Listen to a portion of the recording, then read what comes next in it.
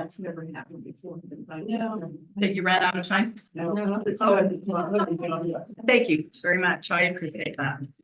Our next speaker will be, Doug Button.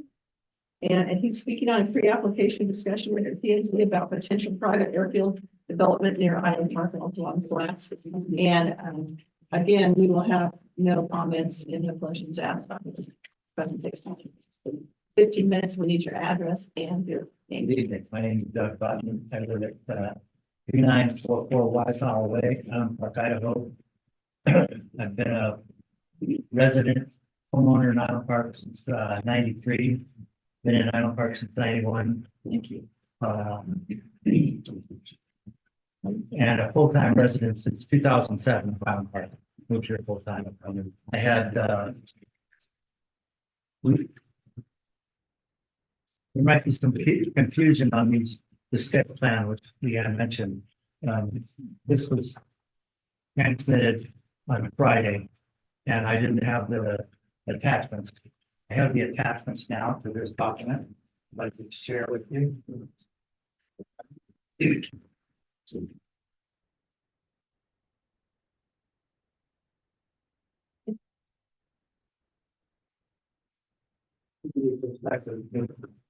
Many of you that aren't familiar with the topography up here.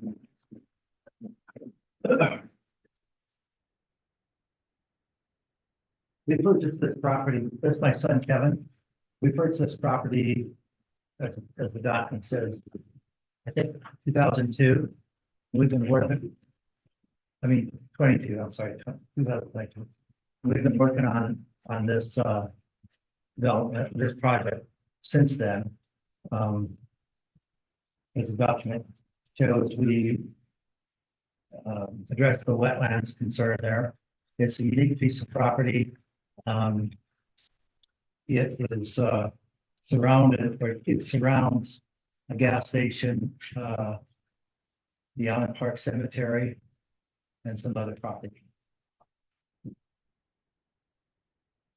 We're mainly here tonight to see if any of you have any questions, or when we come back and submit a preliminary plat, if there's any other information like some of the stuff that was mentioned tonight about wildlife or anything else, that traffic that you'd like to have us include in that submittal or presentation.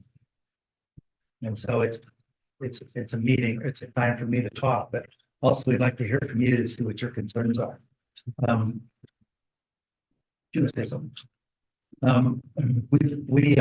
we saw this property for sale,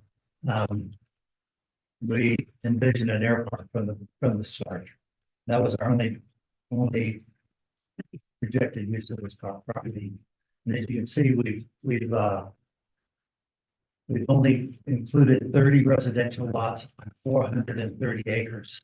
And if you read the explanation in there, we purposely placed potential homes and buildings such that they will blend with the area as much as possible and minimize any visual impact and keep as much open space as possible.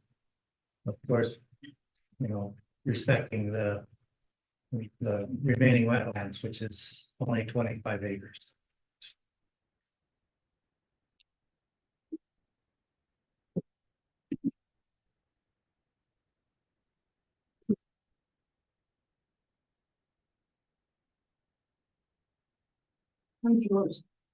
I'm sorry. You have 15 minutes to present yours. Oh, We can't ask you questions. So I guess that's a little different than we anticipated, but and I guess to answer some of Mrs. Yancey's questions, the county didn't have copies of any of the figures or anything like that until right now. So they do have the copy of the FAA approval, but the plat or all that stuff had never been distributed to the county, any county member that I'm aware of.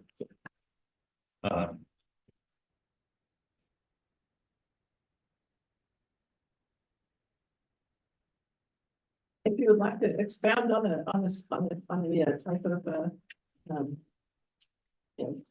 test you've done, you can do that. Yeah, no, I think that speaks for the this one, but as mentioning, I guess I can't think of a possible use that could leave that much open space and still be financially feasible. And I obviously not everybody's gonna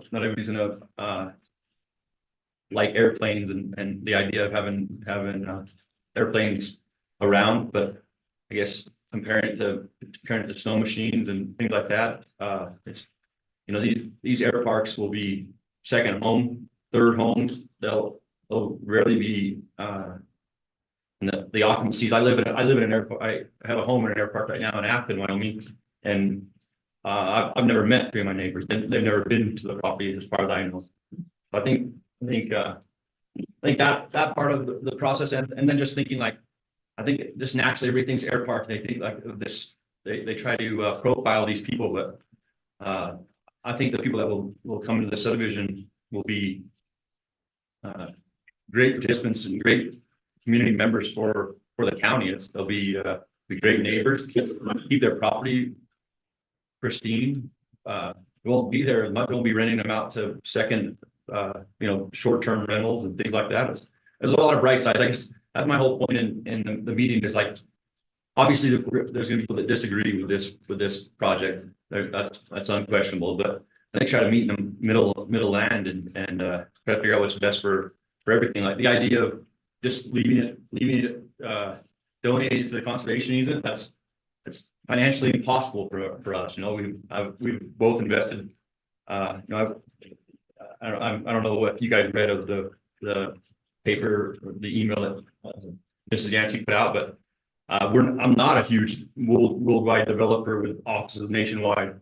This is the biggest development we've ever done in our life. It's me and him. Yeah, That's all there is. and I worked my entire life for the money to purchase this property, and I think it's a great it'll be a great addition to Fremont County, and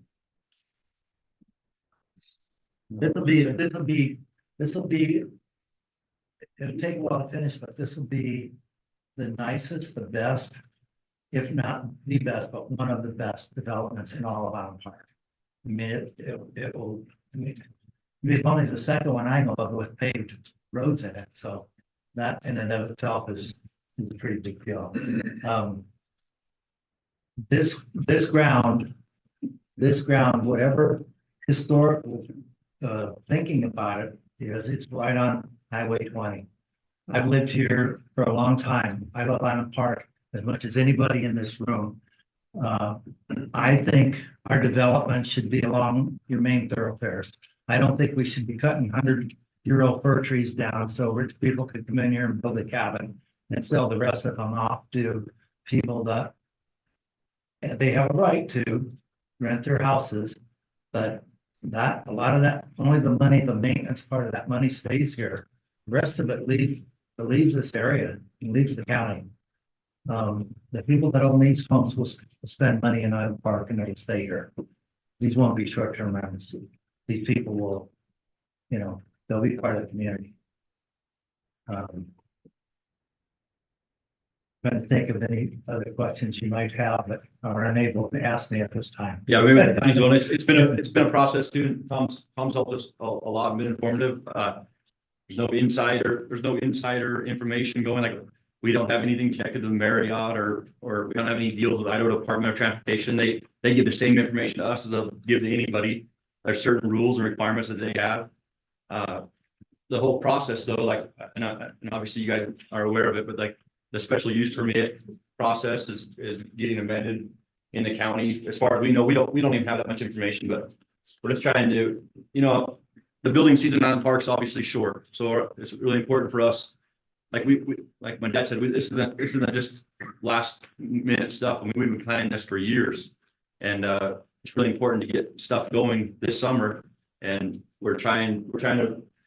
Obviously, there hasn't been any air parks in Island Park, so it's unchallenged ground, and we're trying to do the best we can as far as following the process. We were originally trying to be here for a sketch plan where we just communicate with the county planning and zoning board. We thought like bounce ideas back and forth off each other in preparation for the preliminary plat approval.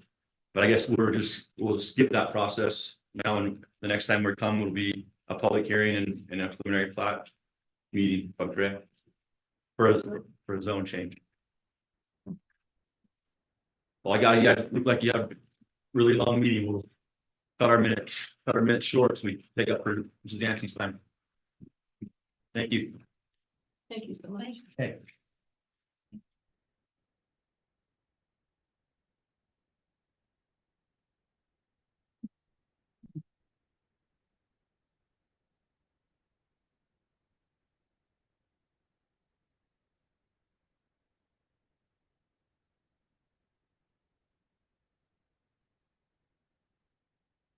All righty.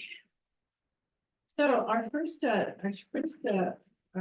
after our presentations will be 3.3, which is a final plat for Fair Dinkum, number 24-015, and this is an action item.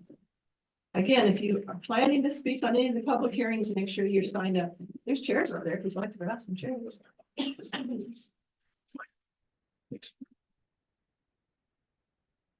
Okay. So last year, these gentlemen were in, they talked about a development on the sewer access road for the Maxine sewer. They were given a preliminary plat approval. That plat approval included some conditions. They worked on that. They prepared a final plat. They're here to talk to you about how they've addressed those conditions of approval and how they're ready for final plat approval. I'm just gonna turn it over to them, let them explain what they've done and the plat they've come up with. You have a copy of that. And I'm just looking for the list of conditions. then it will be up to you.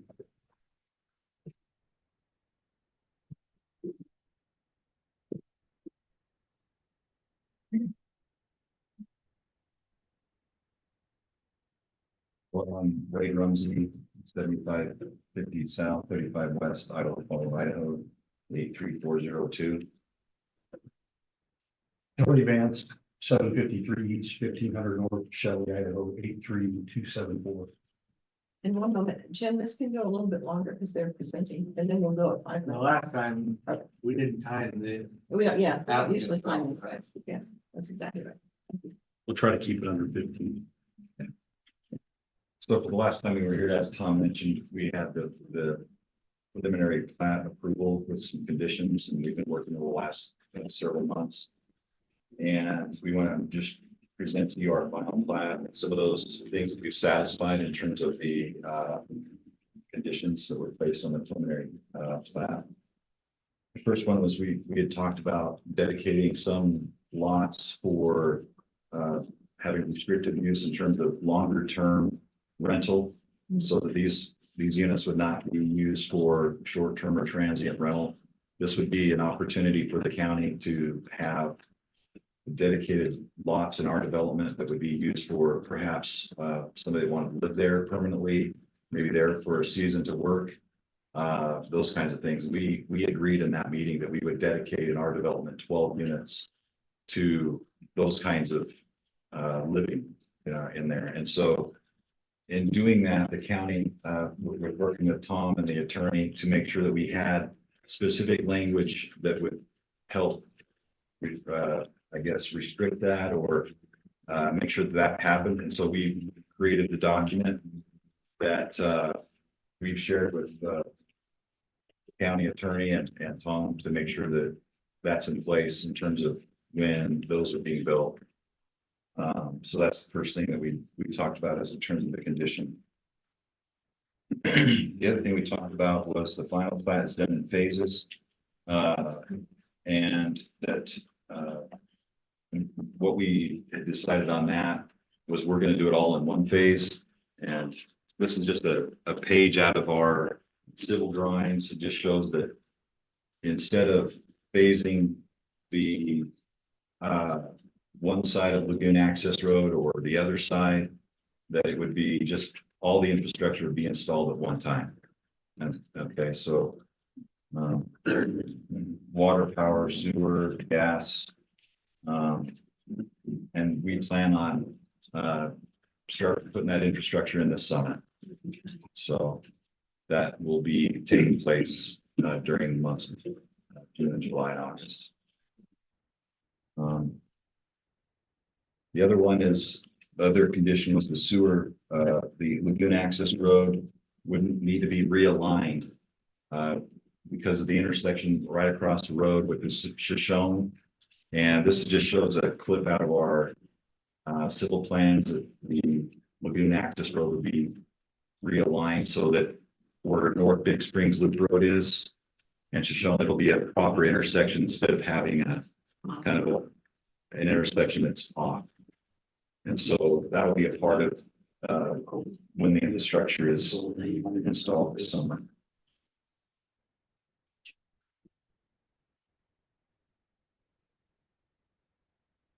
The other thing we talked about was the lagoon access road being dedicated to the public.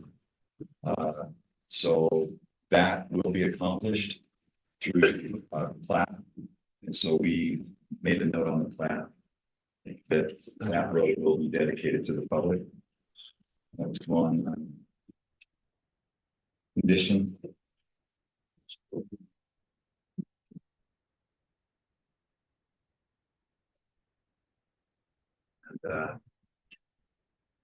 That's what we have in terms of those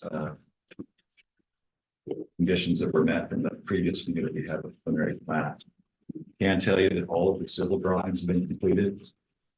Final plat is being tweaked a little bit, and we're working with the county surveyor and with Tom on our final plat in terms of all of the pieces of information that need to be finally on there. And so those are that's where we're at. We're asking for final approval for the final plat tonight, so that we can move forward to the county commissioner for them to review the plat, as well as, I guess I should mention that when doing this, we as developers enter into a development agreement with the county, and so those specific things like the infrastructure, ensuring that the financing is in place, the timeline in which the infrastructure will be in place, all of those elements will be included in the development agreement of working with Tom on. So development agreement will then go to the county commissioner level for their final approval. Any questions on? Do you have any questions for the commission? Any questions for the commission? I love the name Dorado. Yeah. Sasquatch. That's right. It's better than the email. Yeah, it is. We didn't have a choice on that, right?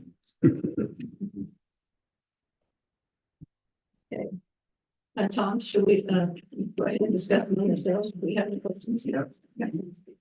So anybody here, I think that most of us are pretty familiar with fair dinkum. But is there anybody else on our commission that has any questions about this? How come you weren't here last month? We had you scheduled. So I just completely overlooked that I had something going on. You slept here. I couldn't. Tom called me the next day and said, "When you guys show up?" It's like, I thought the meeting was tonight. It was Tuesday. He said, "No, it was last night." So just a complete oversight on my part. I can't make any other excuses other than that. That's okay. We just, but we can teach you. Whether. Glad you're here. Yeah, thank you. And I think we said, no. Would somebody like to make a motion to move this on as a final plat to the county commissioners with the conditions in place that we have approved that they have? It would mean that we approve the final plat for fair income, now being called Big Springs Village. Right. Motion. I'll second that. All those in favor? Aye. Anybody opposed? The 3.3 final plat for fair income number 24-015 is passed unanimously.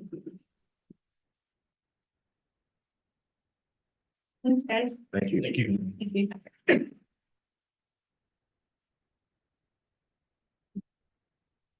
All right, Ben. Good evening. Have a couple short plats for you. You guys recall, short plat, 6 lots or less, it's an administrative function. So we process them and then just give you guys a report of what we did. So first one, Von Hosner Pond Properties. It's a 6 lot short plat on about 50 acres, roughly 4 miles southwest of Ashland on Highway 20.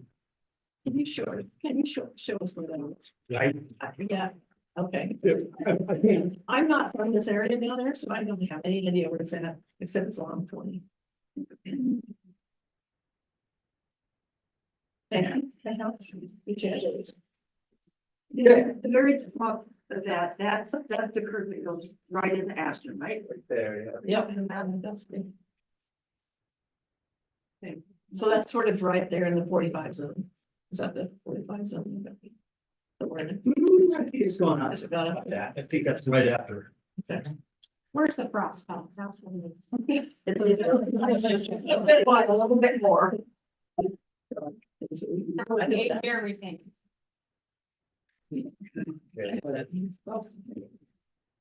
That's the entire store. That helps there. Stop it right there. Let me keep going. We ready? Okay.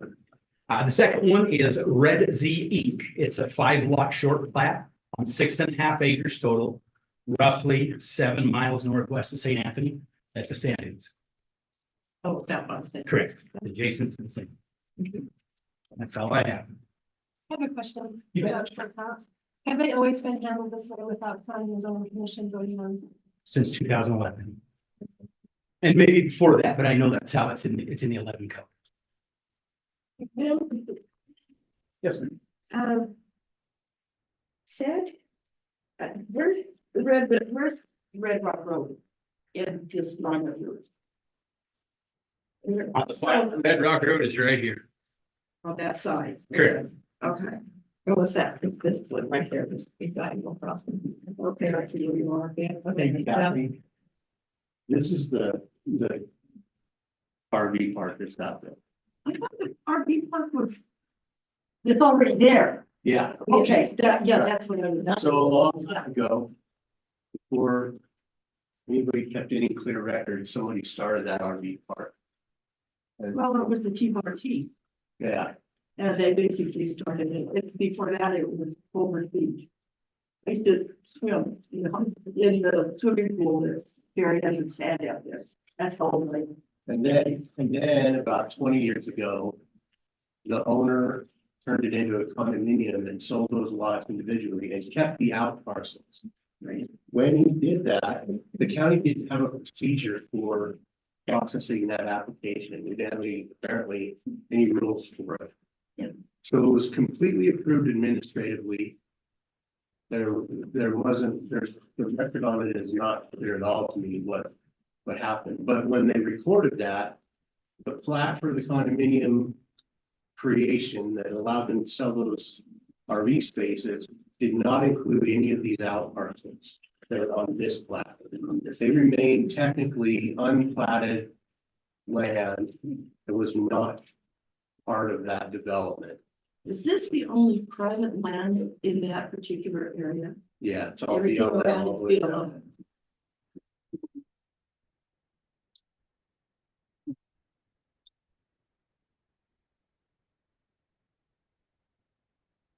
down. Any further questions? Okay. All right, our first public hearing will be 5.1, an appeal by Donald Anderson and others appealing Bullfrog subdivision number 24-012. And anybody there, I'll get that. Is there a list of other speakers? Yeah. On that one? Again, sometimes these public hearings can be a little bit excitable. We ask that you give everybody with respect and be quiet so that we can hear what's going on up here. And when you do come up to speak, please give us your full name and address. And we don't really have a microphone that's actually talking in here very loud. but make sure you speak nice and clear so we can hear you. And Tom will start us out on this, for a minute.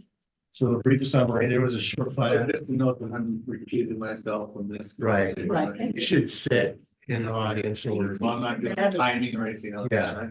Mhm.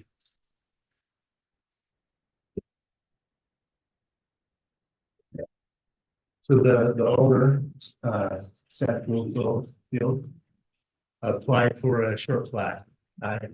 We processed that short plat, we reached a point where it was time to issue a decision on it. I issued a preliminary plat approval with conditions of approval. There's a reference to those conditions in here. And then when we sent out written notices of that, it was appealed. Give a copy of the appeal letter in that staff report. That's the hearing. The order for the hearing is. I'm going to present this staff report, this document. And then you'll have a statement from the appellant, which is the person who filed the appeal, and then a statement from the owners. You should give them adequate time to both of those parties, you should give them adequate time to explain their issues, and then you have the public comments portion. Oh, thank you. All right. So the introduction was.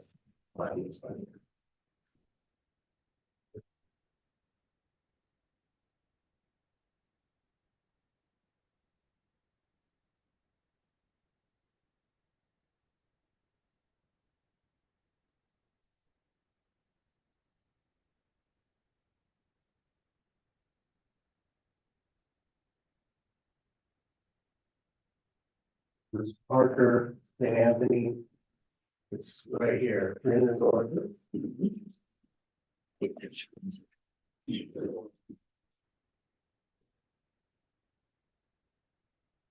And the north and. This west of 1800 east.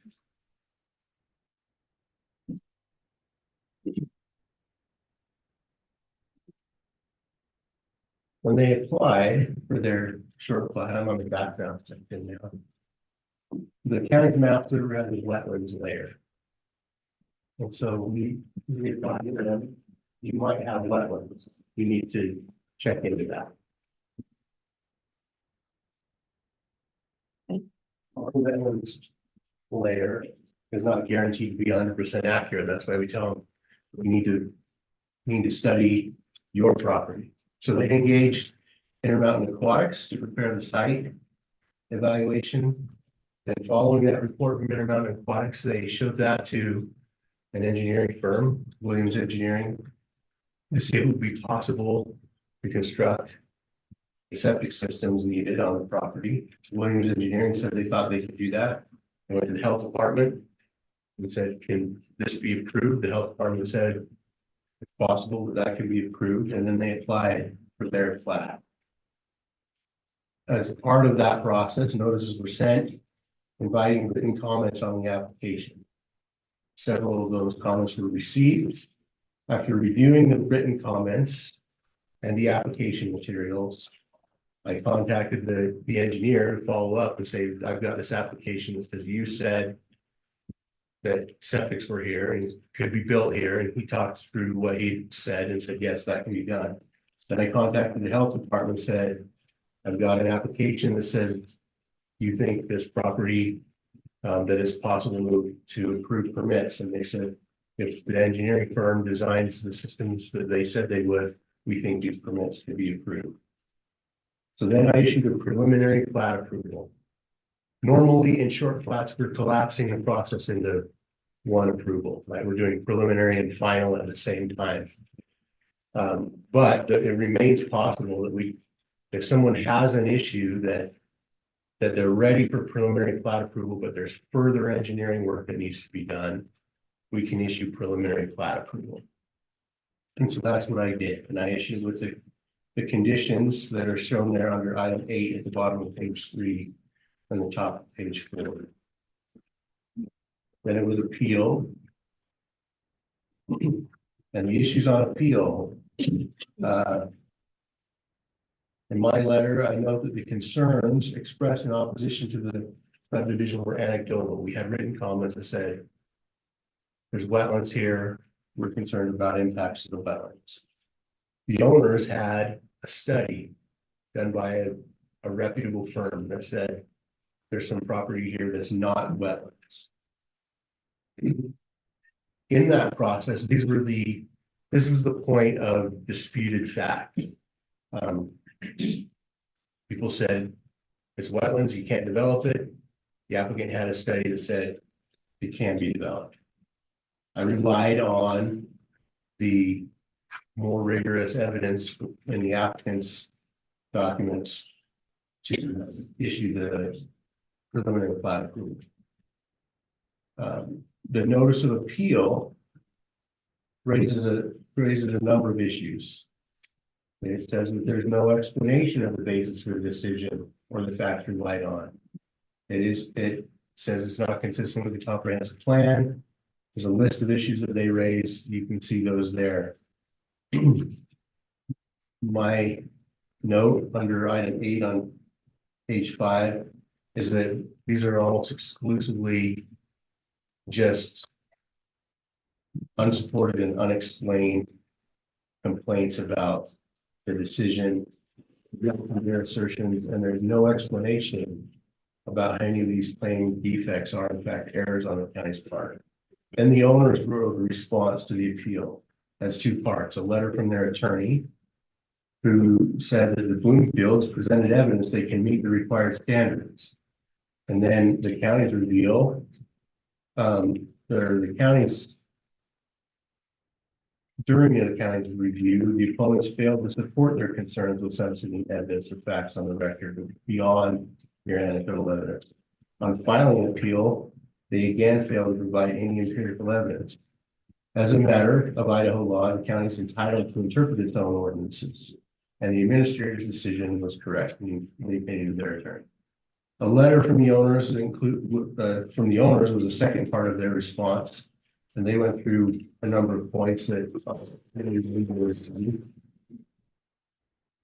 standards of review on page 6. Anybody can appeal the decision of the administrator to P&Z. The procedures are they file an appeal, a notice of appeal, and pay the fee. The notice of appeal is required to include the required supporting materials, and that it has to address each allegation, addressing the merits of the proposed application as measured by compliance or lack of compliance with the ordinance. Then I make a written report. That's what you have. The P&Z reviews the report and decides to do what's next. Technically, you don't have to have this hearing. You can decide to refuse to accept jurisdiction of the appeal, which basically automatically upholds my decision and gives them an opportunity to appeal to the county commission. I recommend that you don't do that. I think that if someone goes to the trouble of filing an appeal, they deserve to have a chance to be heard. I don't love that this is even in our code, but I encourage you not to reject jurisdiction, but to do the hearing.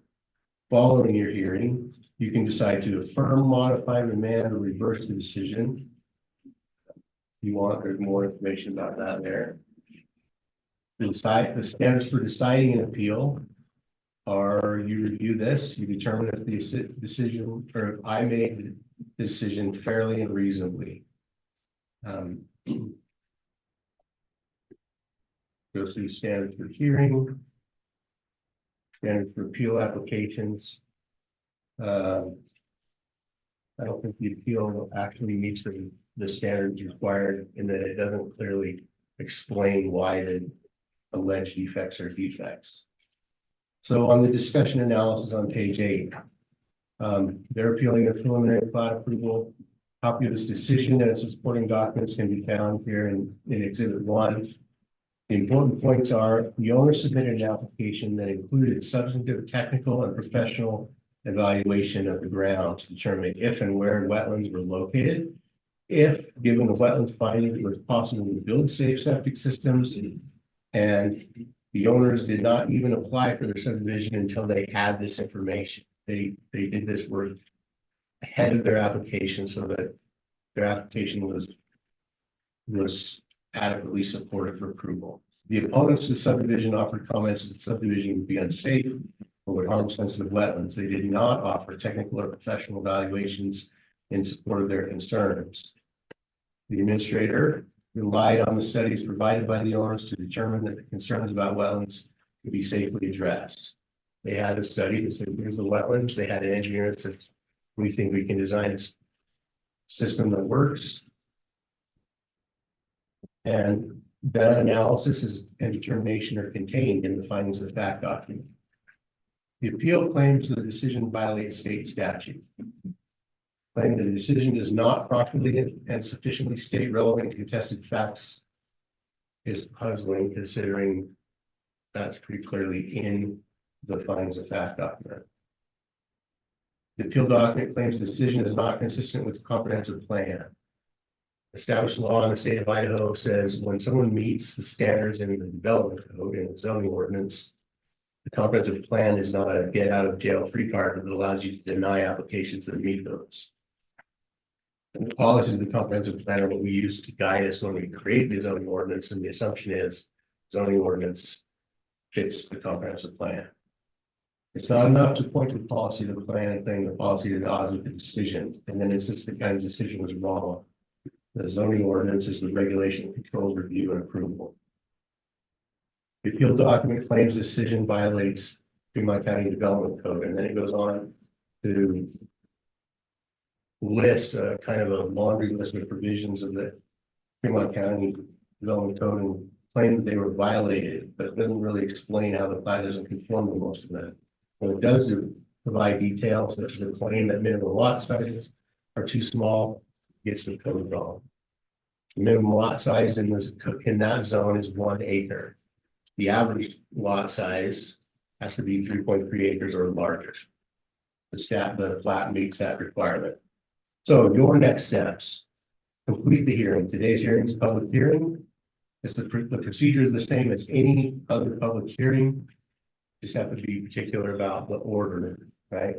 I've done this presentation. So I have a statement from people who filed the appeal and or their representative, a statement from the owners, public comments, then rebuttal from the owners, finally rebuttal from the appellant, the people who filed the appeal. Then you deliberate until you're ready to make a decision about the appeal. If you need more time for that discussion, you can table it. You don't have to do that decision tonight. But you need to be clear about what you need more time for. And then you make a decision on the merits of the appeal.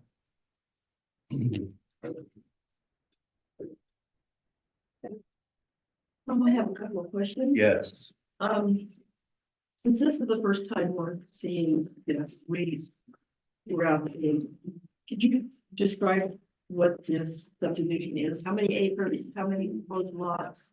Open space, those kinds of things that we would consider on a regular plat.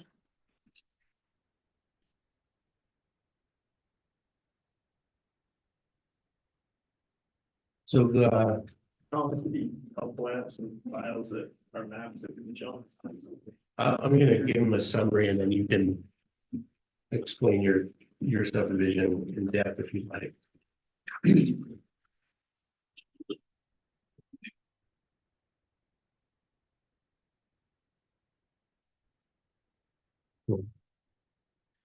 This is the plat. This is their, This is 300 a year. yes, Okay. this is their site. Showing the wetlands that are identified and The block three is wetland. yeah. Okay, so we're talking how many acres is it? I don't see any. Well, there's- How many acres? 11.97. 28. Right. And how many lots are there? 5. 5 lots? 6 lots. 6 lots, thank you. Thank you. Okay. So these are And this was on rural conservation. Yes.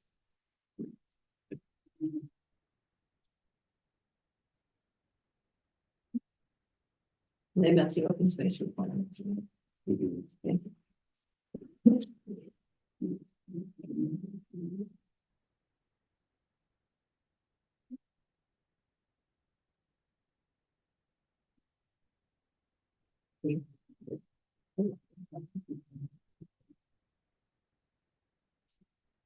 Oh, hey, Kathy, Okay. in the document that I gave you, there's a copy of that plat there. I think it's part of that. I thought that I had attached that, so. Yeah, but it's all completed. Okay.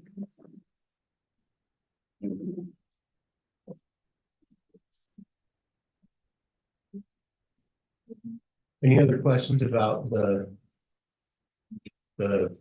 approval or the document that I just summarized for you?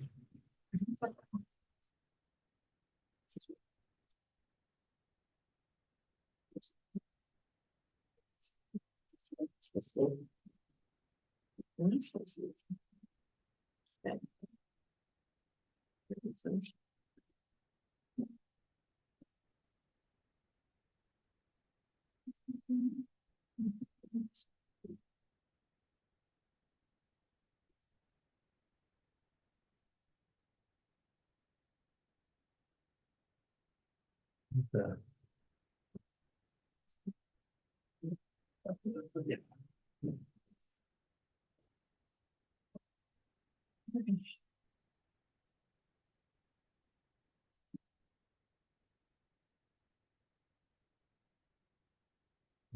Anything else for me? What, anything for, no, okay. So our next ones will be the, I believe the appellant, is that correct, Tom? Yes. Thank you.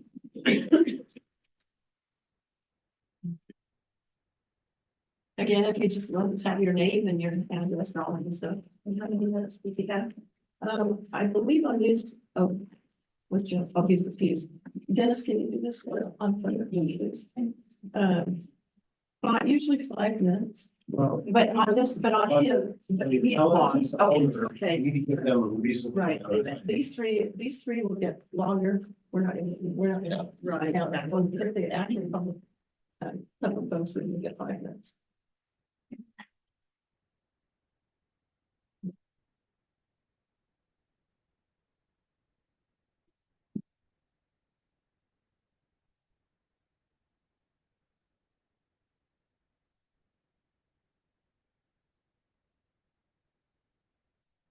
Good evening, commissioners, and thank you for the opportunity. Appreciate your time and effort. My name is Ryan Poole. I'm an attorney with Smith Knowles. I have an office at 343 East 4th North in Rexburg, as well as our firm having offices in Meridian, Ogden, Utah. I live not far across the border into Madison County. Don't hold that against me if you would. It's unforgivable. There's one thing I want to lodge at first.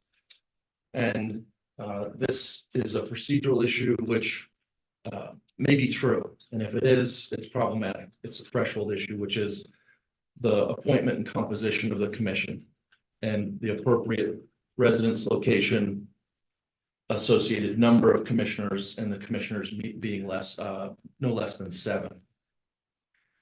So if in fact the county has properly appointed the right board composition with the proper number being no less than 7, it can act. If not, it can't. As another threshold matter, this is a class 2 subdivision within the rural conservation zone. And as a class 2 permit, an application, in legal speak, we call it ultra vires, meaning the decision of the administrator is beyond his authority. Because the code is, I've handed you outlines the standard or the limits of the administrator with regard to class 2 permit applications. And I pointed at 2.04.040, which has a review process where the application is presented to the planning and zoning commission. That did not happen. This application is way out of bounds, right out of the gate. So the approval, being ultra vires, has no effect. If we go beyond that threshold problem to the other issues raised, I'm a little bit surprised at the administrator being an advocate for an applicant. That's stunning to me. I've been in a number of jurisdictions where staff will present their opinion, but they won't advocate because they're not intended as an advocate for an applicant. And the system runs afoul, frankly, when we have administrators acting as advocates, especially with regard to sensitive issues like review of the development code and proper application. So as we back up, and we've heard tonight, there's been discussion of other things, and commonly at these land use discussions, there's some emotional element to it. And that emotional element is real because there is a political element to what happens in a jurisdiction. There's a phrase used, and if I go way back to the undergraduate studies in land use planning, there was a discussion often about sense of place. And we see the results of decisions made about land use that ignore sense of place. And the commentary about the legal effect of the comprehensive plan that was discussed a few moments ago, in that the comprehensive plan is not the law. It doesn't bind you. Well, language in the development code, which refers to the requirement that you act consistent with the comprehensive plan, is law, first of all, as ordinance. But what does the comprehensive plan mean if we ignore it? If the words of the comprehensive plan are completely disregarded, then it means nothing. Why draft one? Why worry about one? Why amend one? Why adapt one to what the political will of the jurisdiction, the citizenry wants? Why bother?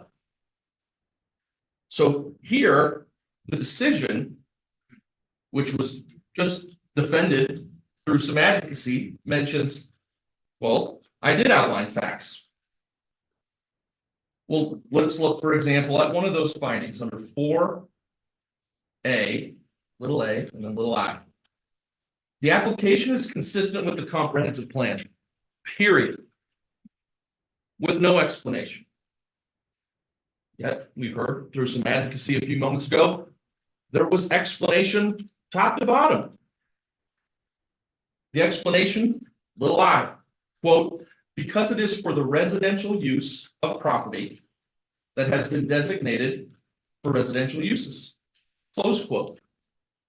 If that because statement is considered an explanation, and this decision stands, it is going to be ripe for judicial review. Immediately out of hand. Under Idaho Code 67, 6535, that will come nowhere near the standard. But even if we give it credit, and we look at the comprehensive plan and the policies that are cited in the letters seeking appeal, there are no less than 5 policies of the comprehensive plan that are completely ignored and disregarded in a rural conservation zone, no less, relating to water resources, fish and wildlife resources. Policy 13, just the title of it alone, we can go into the detail of the language. The title of policy 13, assure land use compatibility. Policy 14, limit development. And then a real kicker, policy 17. And when we talk of sense of place, the title for policy 17, the comprehensive plan, quote, protect existing farm operations and direct development away from agricultural lands, close quote. That's the heading. Read the text of that policy, and you'll see how important that is to Fremont County. So we have a value set, we have a guide from the comprehensive plan. But then we go to the code, 1.08, most restrictive provision controls. 1.09, the burden of proof is on the applicant. 1.11, the code should be interpreted and construed to achieve the purpose and intent of the comprehensive plan. And it should be done consistent with the comprehensive plan. There it is. The comprehensive plan is adopted into the code. So the issues are characterized as just about wetlands. Well, that ignores all the other commentary from interested, affected owners neighboring this development, which did not just raise wetlands. Agricultural uses, which include agricultural use of the roadways, as well as traffic, all the things that come attendant with this. And you could just look to the south, to your neighbor to the south, and to the neighbor just to the south of that. If you've spent any time in Jefferson County over the last 30, 40 years, however long, wildfire, pastures gone, cultivated land gone, chewed up. Madison County, it's creeping north. And what this is doing is going to say, let's do that here. Let's take an agricultural area with no other subdivisions near it, ag land and ag uses, and let's start chopping it up. And in what I gave you is a document available on the county's website showing the subdivisions, whether platted or developed. And if you go west of the river, northwest, west of the Red Road Bridge, there's nothing like this. And there's a reason, because it's out of place, not only with regard to the zoning code, the language of the code and the zone being rural conservation. So why doesn't it fit? Well, if we look at the language of the applicable code, we see outlined by ordinance, legal effect, what the county is trying to achieve in the rural conservation zone. First, the purpose, you can read that. Then the objectives. If this is ignored, well, first of all, it's an illegal decision, which is what we have. But it also is a tragedy if this is ignored. Objectives. Number 2, conserve and enhance the cultural significance and character of open, rural, and scenic non-urban landscapes. What will this project do? The exact opposite. Number 3, implement the Fremont County Comprehensive Plan, which we just heard should be ignored. Number 3 here says, don't ignore it, implement it to protect important agricultural land and to maximize opportunities for agricultural activities. What will a subdivision do in this area? It will impact and diminish agricultural activities and an agricultural lifestyle. Go drive around Jefferson County. It's happened. You don't want to do that. Protect and enhance the natural environment. That's number 4. This doesn't do that. All down the list of the objectives. It doesn't meet one of them. And then open space. It's not protecting open space. Do we even get to that analysis? No, because it's a class 2 permit and the administrator can't review that application in the first place. If it is properly before you, which it's not, I think you know the answer. The application should be denied. Just to close, I want to note that the wetlands is not the only issue. And there may have been a study where you can pay an engineer to say pretty much anything. Within, reason, you can accomplish things. if it was just about wetlands. But it's not. It's about the wildlife associated with wetlands. It's about the water that doesn't stay, it's transient. The water is transient. The boundary of a subdivision is not the beginning and end of its impacts. There's no wall. And we surely know from traffic that, for one, here there was no traffic study. There's no question asked of the applicant about impact on the roadways. So I can tell you, raised around cows and hay. Spent a lot of time trying to keep cows out of neighbors' gardens. When we move cows. This type of development is not going to be consistent with the existing uses. So you can throw away the comprehensive plan, throw away this section that applies in the development code, and do what you will. Say green light. We're fine with someone saying, I bought some land, I want to make some money. Let them make money. You hear that word all the time. Financial. We heard it earlier. Financial rules the day, right? At what cost to the sense of place? And at what cost to the guiding language that we're supposed to be following, which is the comprehensive plan and the development code. So it's not a hard call. It should be denied. You should not affirm the administrator. And you also need to take a close look at whether you can even act on this, because again, not to use legalese, but it was an ultra vires act for the administrator to even consider this application. So if you have any questions, I'd be happy to answer them. That's what I have. Thank you. Anybody have questions? I'm the attorney, or do you want to hear the other? And wait for the photo here, we go back. They may answer some for you. Okay, you're gonna be here, so yeah, well, I'll wait. I'll be here all night, as they say. How do you spell? ULTRAVIRES. Oh, I did. I know very little Latin, so that's 50 cents worth of words right there. Right. Thank you.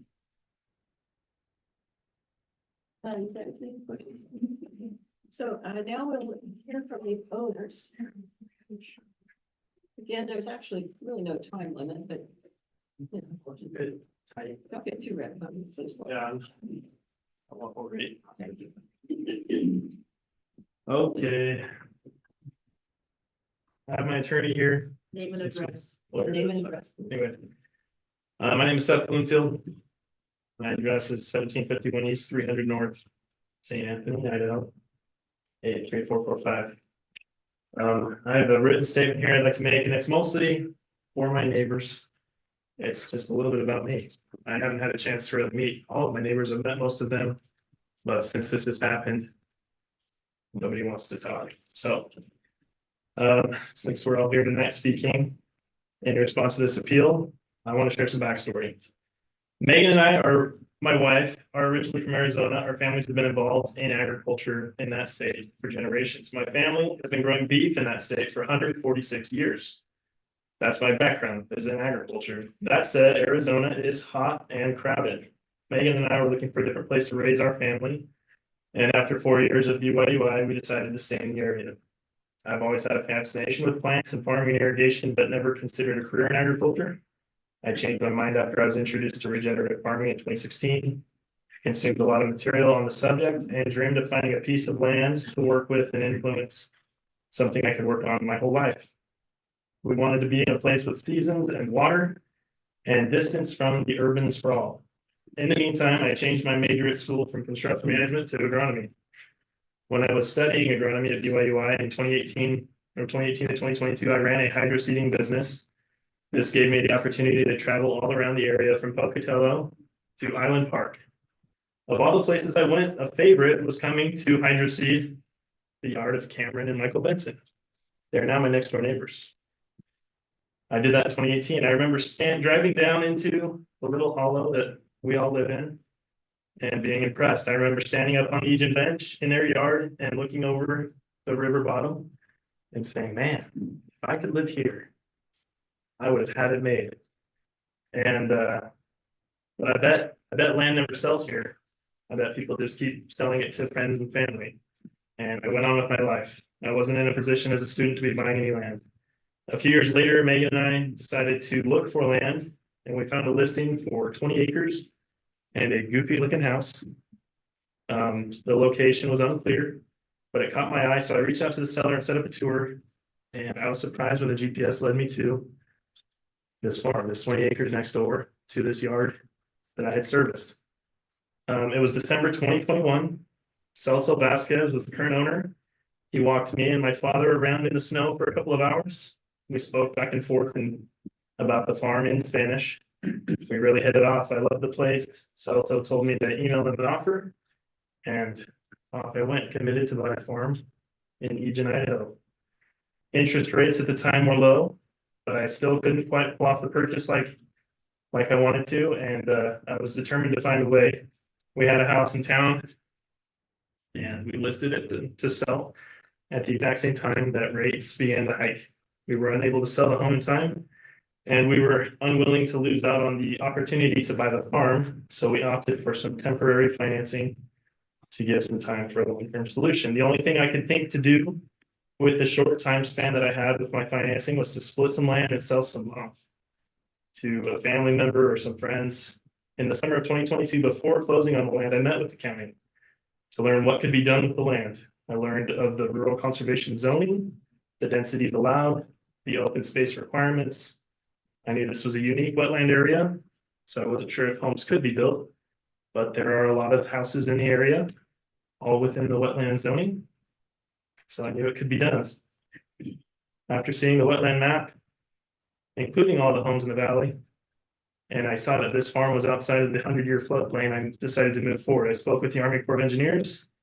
I was told they have jurisdiction over wetland impact. I learned that impact under a certain size can be made in a wetland area under certain restrictions, but septic systems are not as permissible. Furthermore, they informed me that their jurisdiction really only focused on the open waterway more than the expansive wetland system in the entire area. From there, I learned that the wetland overlay on the county zoning maps is general and open to increased delineation by a certified third party. I needed a wetland delineation to determine what areas, if any, could support a dwelling. This would satisfy the Army Corps, as well as the requirements of East Idaho Public Health. Those are the ones that ultimately issue permits for septic systems. The county also needed the delineation. There are two certified groups in the area that can do a delineation for you. One is pro developer, the other is pro wetland. I chose the latter. I wanted to really know where the wetland border. I wanted to be above reproach with my methods if I was going to go down this path to development. Hopefully to avoid this situation. After purchasing the land in 2022 in August, we engaged Intermountain Aquatics for a wetland study. Once we received a report, we submitted an application to East Idaho Public Health. Chris Ellis came out to identify locations that would be most suitable for systems. After the site visit at the end of September 2022, Chris determined that with the high water table, we would be required to run a season-long water study of the 4 selected sites. This was quite a blow to our plan. It would slow down our path to a lot split and a refinance of the farm by an additional 12 months. But we loved the land, so we pressed on. By this time, we could see the cost and time involved with doing a land division in these conditions was extreme. We did not have a solid buyer at that time. We didn't want to just sell to anybody, but we had a short list of friends and family that we could imagine sharing land with. We trusted that we would find a solution, and we chose to keep our options open. We wanted to give up as little land as possible, but needed flexibility and didn't want to have to come back through the process again. We opted for maxing out the number of lots allowed to us per rural conservation zoning, which states that 30 homes per 100 acres is allowed with a 1 acre minimum. We knew it would be easier to recombine property than to split it. If I had small pieces of land, I could put together a deal with a family member that would work for them, and I could maybe sell a little less or a little more based off of what I needed to do. That's why I was going for multiple lots. I didn't want to sell any of it. We pressed on through the summer-long study. Our plans for the farm were taking shape. We love the amazing sunrises over the Tetons on a clear day, the frogs in May, the ducklings in June. We love that our kids have acres of sand to dig in. They have the slough crossing they can throw rocks in. We watched our first calf crop come. We imagine planting locust trees in the south pasture as a late season protein supplement for our pigs and our cows. We love seeing the flocks of birds fly over the cattails. We love swishing through the high grass in the late summer as we move our cows in the setting sun, marveling at how the grass stayed green all summer long without us having to irrigate it. Coming from Arizona, that really saying something. We watched how the water would come in at different levels, got to know our neighbors better, and worked hard to keep up with our obligations. We looked at where we would plant our garden, branded our cattle for the first time, and stacked wood for the winter. We experienced hardship as a family. My parents' home burned down in Salem the spring of 2023. 10 days later, my uncle was caught in a tractor fire. He died 5 weeks later. All of this happening in our lives as we struggled through. Finally, after an entire 18 months, we got the data that we needed. We reviewed it with John Mackin of East Idaho Public Health. He reviews these studies all the time. Sometimes developers will adjust their numbers to fake compliance. He checked to see if I had done the same, but my recorded data was not in my favor, and I knew that, and I recorded it that way anyway. I was close to approved levels at some of the locations, but the numbers showed a water table that was overly elevated to allow for simple septic systems. Again, as with the selection of the wetland study group, being wetland conscious, I honestly reported my findings, even to my detriment. There were certain levels we needed the sub to stay below, and we were in the season following the wettest winter in recent history. I was fighting an uphill battle. I knew I'd already recorded water levels too close to the surface for a simple solution to be possible. At this point, we hired Gerald Williams. After all these studies were done, we hired an engineer, a local civil engineer specializing in sensitive areas and designing septic systems to comply with regulation. He designed systems that would work with the data, though the trade-off was additional expense in imported and greater drain field footprint. Imported sand and greater drain field footprint. We submitted his design with the application for subdivision in October and waited for our turn to be reviewed. Fremont County has adopted the management practice of requiring any lots created to be buildable. And so in spite of not intending to build on all the lots we were working to split, I had to pursue approving them for construction if I wanted to have the flexibility that the smaller lots afforded.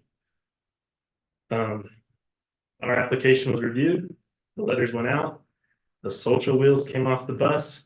With no background context, we appeared to our neighbors to be profit-seeking out-of-towners with no consideration for neighbors, tradition, or land.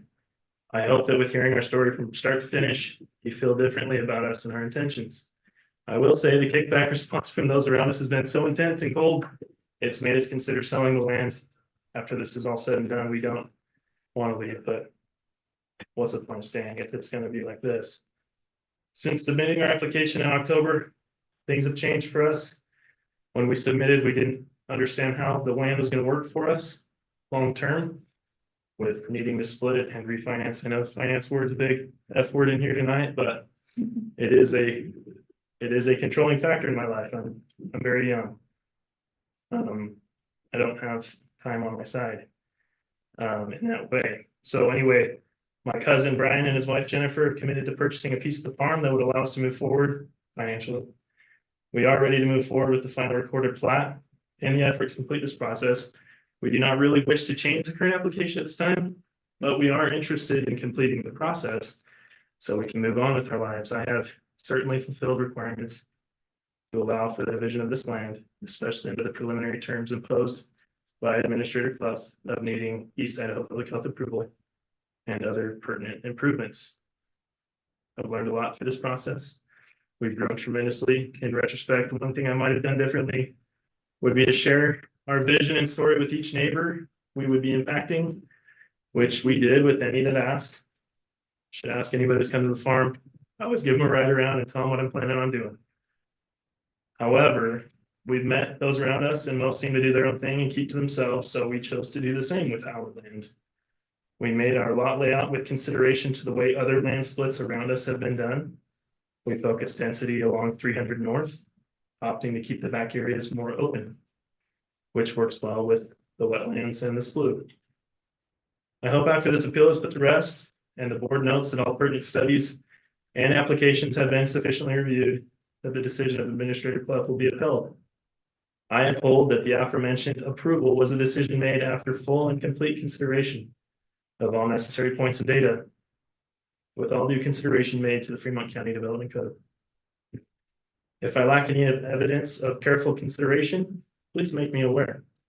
I have worked to go above and beyond the requirements that govern us all in the place that we live. I think you will find that any further delay to our application will be unjust and preposterous. Please allow this process to be completed so my family can get on our feet. If not, I may be forced to list on the open market and sell. In the future, I invite any and all neighbors to come and express concern in person.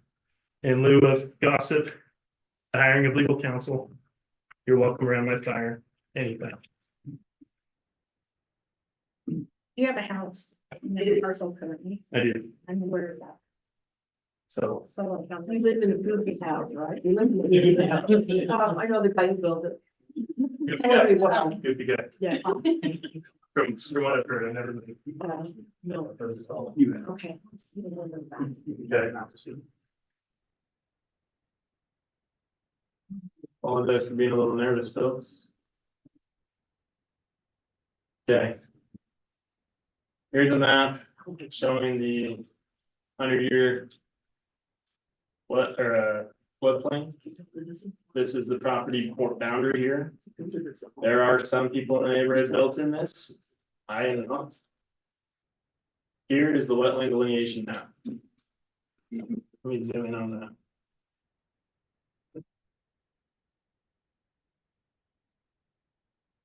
Can't make it much bigger than that, but the company came in and they determined based off of vegetation and existing water that these areas in the green and obviously in the blue where the slough is are the wetland areas. Obviously, not everything in the entire valley can be wetland. Otherwise, the houses that are there wouldn't be, allowed to be there as well. There are areas that are not wetland. And this area right here is one of them. As is this one in the corner, up here around the existing concrete foundation, and where my house is right now. Somebody mentioned that this concrete foundation was started and that the permit was denied.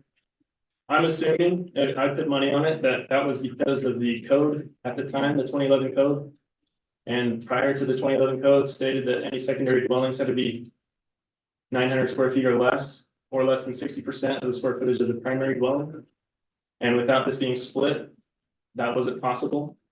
In the 2020 amendment to that code, any secondary dwelling on a property that's 2 acres or more has no size restrictions. So a permit could be granted for this house to be completed. Here's the pre-plat overlaid with the county map to demonstrate that the smallest lots on the property are right next door to these lots right here. The Steve residence and the Lyle Rumsey house are actually a little bit deeper and a little bit bigger, except for this one right here is the smallest, 1.85 acres. But here's an overlay of the entire neighborhood and all property owners. The ones highlighted in yellow are smaller than 3.33 acres, which was a cited average that needs to be met.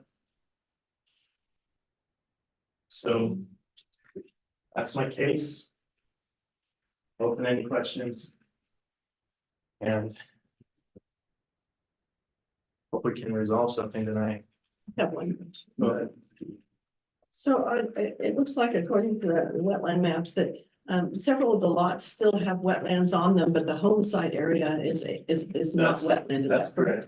Building envelopes are building homes. Homes can be built in a wetland area with a permit, special use permit from the Army Corps of Engineers. But the caveat to that is that you have to go through a process with them where you identify the amount of impacted wetlands to be refurbished or added to the wetland area. It's in a different area. Thank you. But we have these building envelopes, and for sure, the septic systems cannot be in a wetland area. However, with the water study, we still had high water table. And obviously, everybody knows it's a very high water table area. With that, the engineer has designed systems where we have to bring in sand to build up a mound, which is not uncommon in the area. There are a lot of septics in the area. There's concern for loss of drinking water, but residential homes don't make much impact. Where pivots that are sprinkled irrigating sandy fields that dry out quickly make a lot bigger impact than homes pulling drinking water and shallow water. There's also concern for polluting the stream and the transient water. However, we all have cattle, and cattle don't poop into septic systems that are engineered with proper setbacks and things of that nature. But they do poop about 50 pounds a day each, wherever they darn well please. And that's counter to that. So, any other questions? Actually, do you mind, Tom, if we take a 10-minute break, since it's 7:35, it's been an hour and a half. Can we go ahead and take that break and then resume on our questions? Can I make one more statement? Yes. Before we do that? The Fremont County Code and the Fremont County set a the comprehensive plan. The comprehensive plan is a blanket statement for our ideals, and it is defined by the code for the zoning of each area. So that's my caveat to that. Saying a subjective code or a subjective plan is the law without coupling it with the defining code is an incomplete argument, in my opinion. Did anybody else want to ask a question for the public? I'm wondering how many houses along that whole area in the wetlands. Okay, I got a map for that. That right there, every star you see is in the wetland. 1, 2, 3, 4, 5, 6, 7, 8, 9, 10, 11.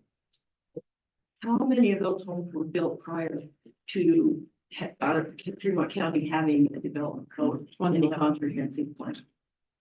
I'd say most of them. 99%. I'd say, I don't know if it's quite 99%. I'm just kidding. I'd say, I know there's a few right here that are a little newer. There may be four, there's probably about 5. There's 20 that are newer. Where does the slough empty? The slough is more of a drainage, and it's also kind of got a water right to it. Is that right? So it comes out of spring, and then there's also, correct me if I'm wrong, Don knows most about this. Spring fed and ditch fed as well. Is that right? And then it runs through here to his land down here he's got some soft water rights, and then it drains into the river. I thought the slough was a natural tributary of the river. That it's not man-made. It's been impacted by men, Well, but so yeah, is everything. yeah. Every river. I think that it's mostly natural. Yes. It drains from this corner here. And then flows across and then down. Where it kind of hits here is kind of where it goes to a man-made ditch. I think this has been consolidated over the years. You know, back when you could do truly whatever you wanted on your land. You cannot do that anymore. You'll go to jail. I see that it shows a canal right there on lot, like on lot 2. There is a canal, it says canal on it. It's right. It shows pretty good on there, right to the left. If you go upward, it's left, right, below 2. Right here. No, and then go left again, and that's it says canal. Yeah, that's the slough they're referring It's to. slough? Yeah, Thank you. that's crossing. This is a road. And nobody has water rights to that where it says canal slough. No, we only have well water rights on the property, which we don't want any more water. I'd say put it on if I could, but anyway. That's all. Maybe we take it, right? Yeah. You know, you take a break, you need to make sure not to talk to anybody We won't. during the break. So the commissioners can use the bathroom at the far end where everybody else is not allowed. And the rest of the people can use the bathrooms closer in. Please don't speak to anybody, restroom. Yeah, no, please don't speak to anybody, Sprout. I have to speak to the. How are you? Okay. Great. So no question.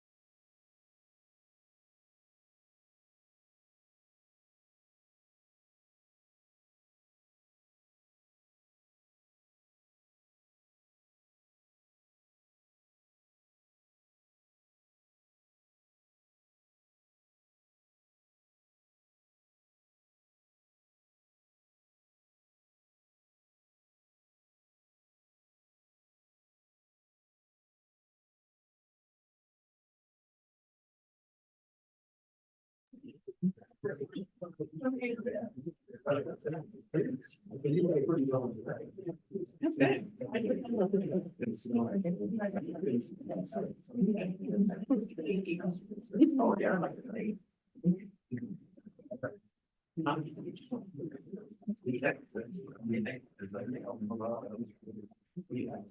So are we done with the owner? Did anybody here have any further questions for the owner? Not for the owner. Okay. So now we're gonna start on our public hearing. I will never say this, more than a dozen or 1,500 times a meeting. Please be courteous. Please respect the people speaking. Please don't carry on conversations behind you. Please turn off your telephones. And if you really have to talk to somebody, out you go.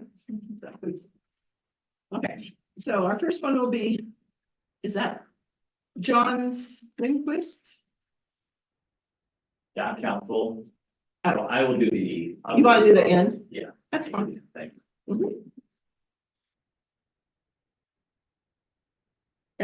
Seth Bloomfield, we'll probably wait on him then too. I just want to make sure. I thought. Let's see, Ryan Poole. That was me, I got my. Oh, that's you. Well, hey, we're not gonna have to see much of it. Carl Bloomfield. Name and address, please. My name is Carl Bloomfield, 197 East, 3500 North, Rexburg, Idaho. The neighbor to the south. And I appreciate you all being willing to volunteer your time and spend time. I've also spent 7 years on a planning and zoning commission in Arizona, and these cases are not fun, but they are interesting. And so I appreciate you taking your time and spending it here.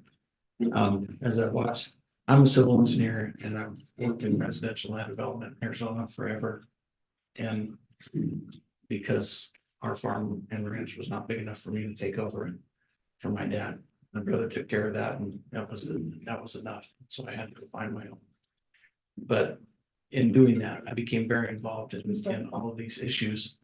And so I was coaching Seth through some of this, and the laws and procedures are different here than they are in most areas that I dealt with. And so we were both kind of blindly following our path through here. And we appreciate the help of staff. They have been helpful in being able to, and especially Tom, and being able to work through all of the issues and conditions that were on this piece of property. It was not an easy one. Seth, he looked at this as just a beautiful piece of property because, and he didn't tell you this, but back in 4th or 5th grade, he created a diagram that looked almost exactly like this property. That was his dream, his vision of what he wanted to live on. So for him to find it and then to be able to own it. And so I look at this, it meets all the county code requirements. It's something that was approved, and to have the neighbors telling them you really shouldn't be doing this seems pretty foul. And so I appreciate you taking a look at it tonight. I hope that good sense prevails and that this thing continue on. Thank you. Thank you. Thank you. Right. Lyle Rumsey. Good pass. Okay. Pass or just not want to speak again? Okay. Parker Steves. Oh, I must have missed an N in my name. It's supposed to be Stevens. As long as it can be read, I don't care. Yeah. 768. Tried to write good. So yeah, Parker Stevens, address 555 West Mikan, Mikan Drive, apartment 1305, Rexburg, Idaho. Most of the points that are significant, I feel like have already been touched on, so I'll keep my comments brief to keep us here for less time. But simply put, it seems like all the requirements in the code have been met. Under full disclosure, I do work in real estate, and I have made my living on land sales by seeking to know the Fremont County Code, as I work exclusively in the county. A couple of things, there was a letter that says, the appeal letter that raised the issue saying that the minimum lot size was 3.33 acres. That is incorrect. The minimum lot size of the Fremont County Development Code is actually only 1 acre. And that is where sometimes we get some misconstruing, and I've seen that even with my own clients. The maximum density is 30 units per 100 acres. But we can see, and you can make the argument that maybe the code or whatever needs to be adjusted, that density can be put, platted out in different ways. It doesn't have to be all even. States that there's no similar divisions within that zoning. I know of multiple divisions that have density a lot smaller. There's one that's been talked about a bunch. It's actually going to be discussed later tonight. The Carter Farm subdivision, zoned rural conservation, yet 90% of the lots are 1 acre lots. The other one, it's been rezoned, but in recent meetings, it has been widely discussed and cited findings, and I apologize for not having the sightings on who said it, that Fremont County roads are not near capacity. That addresses a concern regarding traffic. It was stated in the initial opening statements that if this is not reversed, it will be ripe for judicial review. I would like to state that if this is reversed, I believe it would be ripe for judicial review.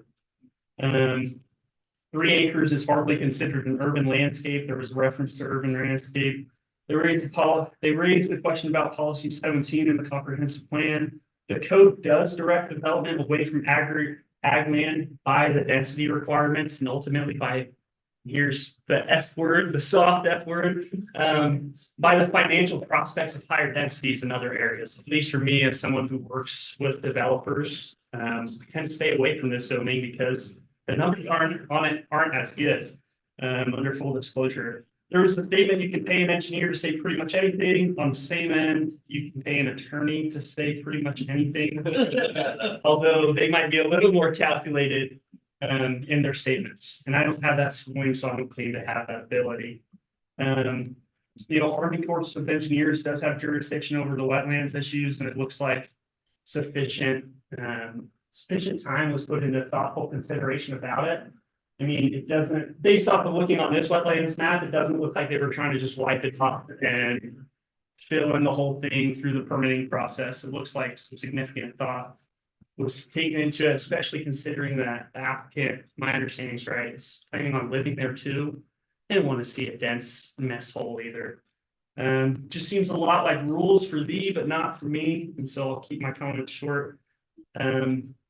All the requirements are met, it should be sustained, and the administrator's decision should be upheld. Thank you.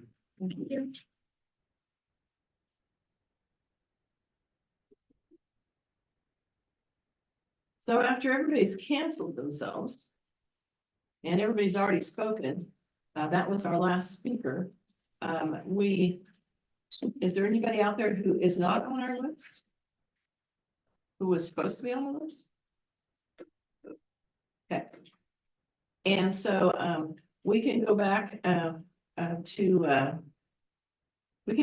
Seth, or John. He's our last speaker of the whole group because he's representing the other side. Or we can still have Seth respond also. Answer the complaints. Yeah, that would be helpful. Yeah, and if we have any questions, we'll call you up. So my name is John Stenquist.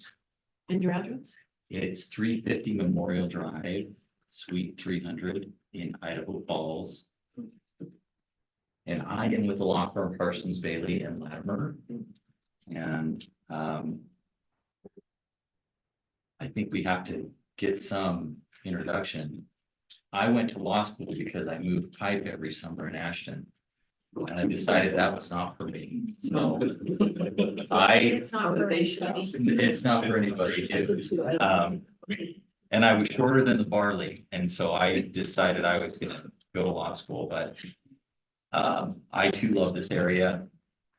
I have cousins and family up here, and I do want to address some of the things that were brought up by the appellant's counsel. First of all, the comprehensive plan is interesting in this count. There are actually three separate comprehensive plans. There's a comprehensive plan with some issues that deal with Island Park. There's comprehensive plan policies that have to do with North Fremont. And then there's comprehensive plan policies that have to deal with South Fremont. And the policies that have been identified in both the attorney letter for the appellant and during his opening statement applied to North Fremont. They didn't apply to South Fremont. And I think that's interesting because South Fremont, one of the issues that the comprehensive plan brings up for South Fremont is that there are concerns with job losses in this area and a rise in commuters. And so this commission has to deal with housing, affordable housing, housing that really matches the economy, the local economy. We're not talking about Island Park economy, much different. We're not talking about North Fremont economy. Just South Fremont economy is different. As a comprehensive plan, the policies start with number 22. And so if you look at that comprehensive plan policies 22 on, we can say that we are compatible. This request is compatible with the comprehensive plan elements for South Fremont that are there. I think the comprehensive plan is an important document, certainly not necessarily binding verbatim. That's why we have the complex code that's verbatim binding, but it does give us some guidelines. And so the South Fremont section, starting with policy number 22, is really what we're looking at and what we comply with. It's also compatible with the code. The acreage and the density is compliant. I think we've talked about that quite a bit.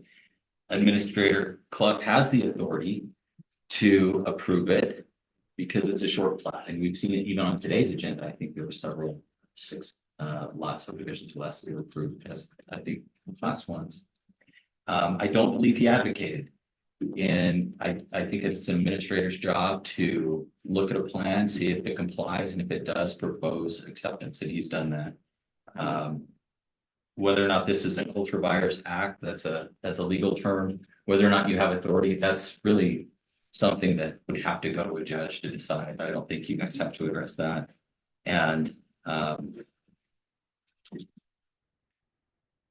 would like to point out that because of these lot sizes, the densities are allowed. It doesn't take much to zoom out on the map to find multiple other but smaller homes. In fact, I think there's 5 homes just to the east on 300 North, just in that half a block. And so it's not necessarily a change in the neighborhood. It's not a massive project that's going to increase traffic. I think there's 5 homes to the east to the block on 1800, and then you zoom out further, and there's quite a few smaller home lots there. And I think what's important to remember is this is a preliminary plat approval. We'd ask you to approve it. More engineering is to come. There's going to be a final plat application with the specifics. We've shown that the engineers are comfortable not interfering with the wetland, and then and once this is approved, they can spend the more detailed finances to ensure that we can actually get the septic and all the other engineering done. So there will be an opportunity for the commission to look at this as a final plat, which will be the controlling document. So I'd urge you to approve this so we can move on to the next phase and bring back a comprehensive final plat that will resolve all of these concerns. Do you have any questions for me or my client? Yes. Where did you get the idea that we have 3 separate comprehensive plans for Fremont County? Well, it's one plan, but it's broken up into 3 sections, and it talks about policies and issues for each.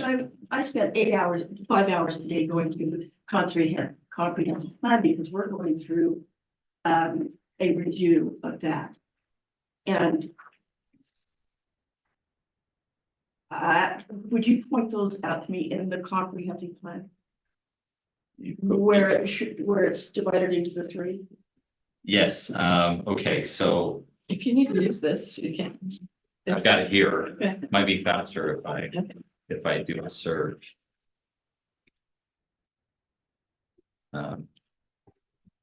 So if you go to policy 22, Can you give us a page number, please?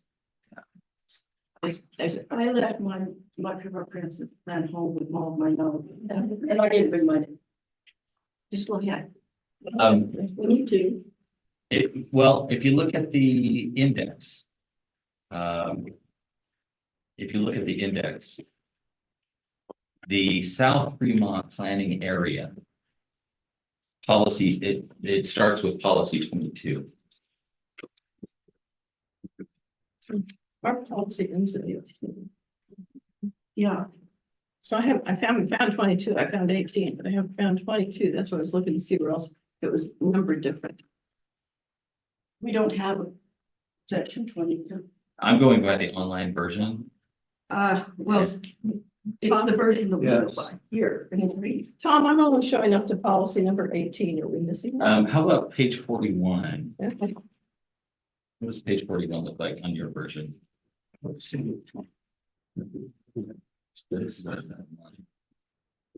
South Fremont planning area policies. Yeah, these are the other things. There's an appendix. Yeah, Yeah, that's- yes. They're looking at the 2008. 2008. Yeah, so we're 2008 one, right? Yeah. All right, so I apologize. Thank you. I just It wondered what I've been doing. it may be divided up. You did not fail the homework. I was looking at the first comprehensive plan listed on the website. And there's That's the one I another, went through today. Yeah. The one that I got off the website. well, somebody should figure out why we have two comprehensive plans on our website. Oh, I This is apologize. the 2008 revision. Okay, so I clicked on the first one, which was the 2002, and the revised one has the additions in blue, is that right? I think there's some additions in blue. Yeah. I did not anticipate that you would have changed that format, but I think I still think it's relevant. And the reason why is because there are different issues for the county, and it's a complex county. Yes, it is. The Island Park stuff is crazy, right? Island Park is the last wild west of our county. But it's complicated. But South Fremont, at least in the 2002 comprehensive plan, has this idea that there are concerns about housing for commuters, there's concern about job losses, and there are different concerns for this area than there are in other areas of the county. And so I did review the policies based on that old code. So just probably so you guys understand it, at least in here, is that the difference between Island Park, the Northern District 1 and the two districts here, 2 and 3, it's pretty much where Island Park is totally recreation, pretty much. And everybody down here is a little mixture of a lot of agriculture, down 7%, I think, according to Tom in the last 5 years. We have agriculture, and then we have businesses, and we have residential. It's open space up there means woods, and open space down here means open space. So it is different, but it's still under the same comprehensive plan, which is a guideline, not the code. And in the 2008, I'm not sure in 2002, they differentiated those policies to try to say, we look at these districts a little bit differently. And that was my point, is here we have a place that is dense already. Housing is important, and the policies that apply to District 1 and 2 are different. Well, 3, I guess, Park is 3, North Fremont is 2, and So so. we're District 1. Our parts 1, 2, and 3. Then I know the 3 is down there. So District 1 policies and District 1 needs to be looked at in a little different light than districts 1 and 2, so. Any other questions? Questions for the owner? Yeah, I have questions. Go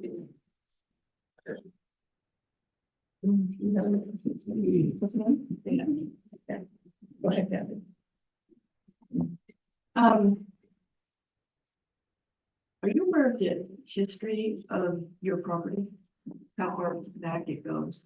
And the reason I asked I that, believe it was owned by Stoddard, and then by Albert Miller, and then by the Vasquez family. And this is the area that was settled by the first white people north of the Henry's Fork of the Snake River. Oh, back, way back. Yes. The beginning. Before any of that. And one of those people were my ancestors. So, the man, Mr. Miller, who built your house, it was built as a barn, just so you know why it's such a convenience. It's a weird house, man. We don't- And then he started living. And it burned at one time and. And anyway, Nice house. Mr. Miller told me that one time that when he moved, when he had the property, there was a dugout in the cliff back behind the property, the bench. Yeah. And that dugout was dug by those early settlers. That's where they wintered. That first winter that they were here. Good spot. There are dugouts all along that, the bench where they didn't have, they got here so late. They didn't get cabins built. And so they lived in those dugouts. Dirt dugouts. In one of the worst winters that have been seen in this. Back when winters were bad, right? Oh, yeah. And that following spring. They were washed out by the river. This ground of yours was underwater and it washed out some of those dugouts. And they had to get up on the bench to survive and build their homes. So this is a very historic piece of property, but also.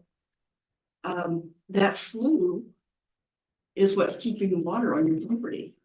That's why you've got such a high sub, is that slough keeps the water level up high. That's why that is considered a wetlands.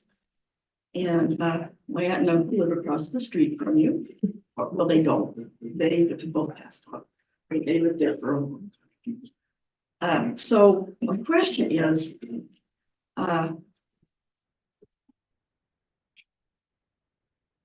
I guess it's not a question. I guess I just needed to say that the people who live around that country know what wetlands are. More so, I don't have a lot of faith in the Army Corps of Engineers because they, in recent federal legislation, the federal government has withdrawn for Yeah, protection. they're of pulling wetlands. out big time. Yeah. And so it's left on the county level to protect wetlands. And anyway, so I just want to know that you're aware of why some of that property you live on is pretty soggy, Oh, yeah. boggy. That's why I like it. Oh, yeah, it's a beautiful piece of property. And I will say, I don't plan on building 6 houses here. All the reasons I mentioned for doing this split is I do not want to do this again. Ever. But we can't But judge right. what you may or may not do, but Exactly. what you say you're gonna do. That's what we're required to I'm do. saying I'm flexible. I have a question. On the group that looked at it was Intermountain Aquatics. Intermountain Aquatics. Yeah. It's like a 38-page report. I'm just wondering, what is their, I hate to ask this one, I just want to. What is their qualification? What are their backgrounds? What are their educations? What are they? So what I understand, the owner of the company is a PhD in biology or wetland biology. And she's the owner of the company, I believe, to have the jurisdiction to be able to be a third party to do a delineation, you have to go through a 2-week training. I'm not sure if it's put on by the Army Corps of Engineers or not, but there are only 2 groups in the area that do it. You have to have a PhD or an engineering degree to be able to identify as somebody that can do that. And she was liberal with her allocation of wetland. Recent. Okay. But I am curious to hear what my neighbors are wanting out of this. I've been threatened to be run off. I've been told that everything will be done to shut me down so I can do nothing. But if my name was the right name, I could do whatever I wanted out here or have at least a little bit more support. I'm a new guy. I'm a young guy. I'm coming in. I'm in over my head. I'm trying my best. I'm willing to work with people. I'm trying to be as above board, and the burden of proof is on me. I understand that. I've understood that from the beginning. And I've done all that I know to do and more to make this work. And I can't work with my neighbors. My neighbors won't work with me. That's all I can say to that. Thank you, thank you. So the three people here that Chris, Smarter. Schmarbeck, thank you. And Lyle Rumsey, Justin, or neither, none of you really want to speak to this, I understand. I'll say a few words. Okay. That's maybe. Mainly because they just crossed their names off. I would.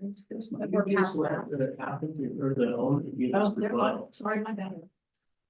That was I'd be nice. okay with hearing what Chris has. No, I'm really sorry, we can't, but that was my bad. I said, next time you guys sign up for these, go for it. I have a question for you. Yeah. So this is just a preliminary plot. So there are several other steps before it gets a plot.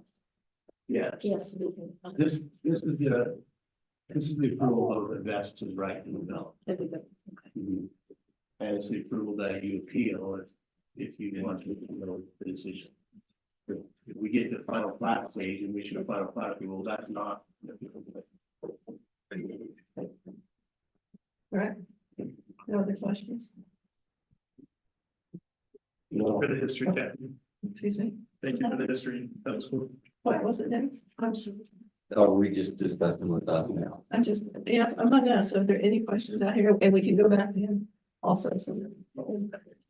That's right, my hearing need a lot. Thank you for the history. Yeah, we want to give each a response to the, what's been said. So please. Yes. Sure, if my feelings should be hurt, but I'll take it as a compliment. Nothing I say isn't found in here. We had a gotcha moment. Then we learned that policy 22 doesn't exist in the current comprehensive plan. I think that felt pretty good to say that when it was first said. And then it didn't feel so good when that wasn't accurate. It's also not going to feel good because it's not accurate to say 2.04.040 lets the administrator review this application and approve it. It's inconsistent with the code language, 100% out of bounds. What was that number? Yeah. 2.04.040.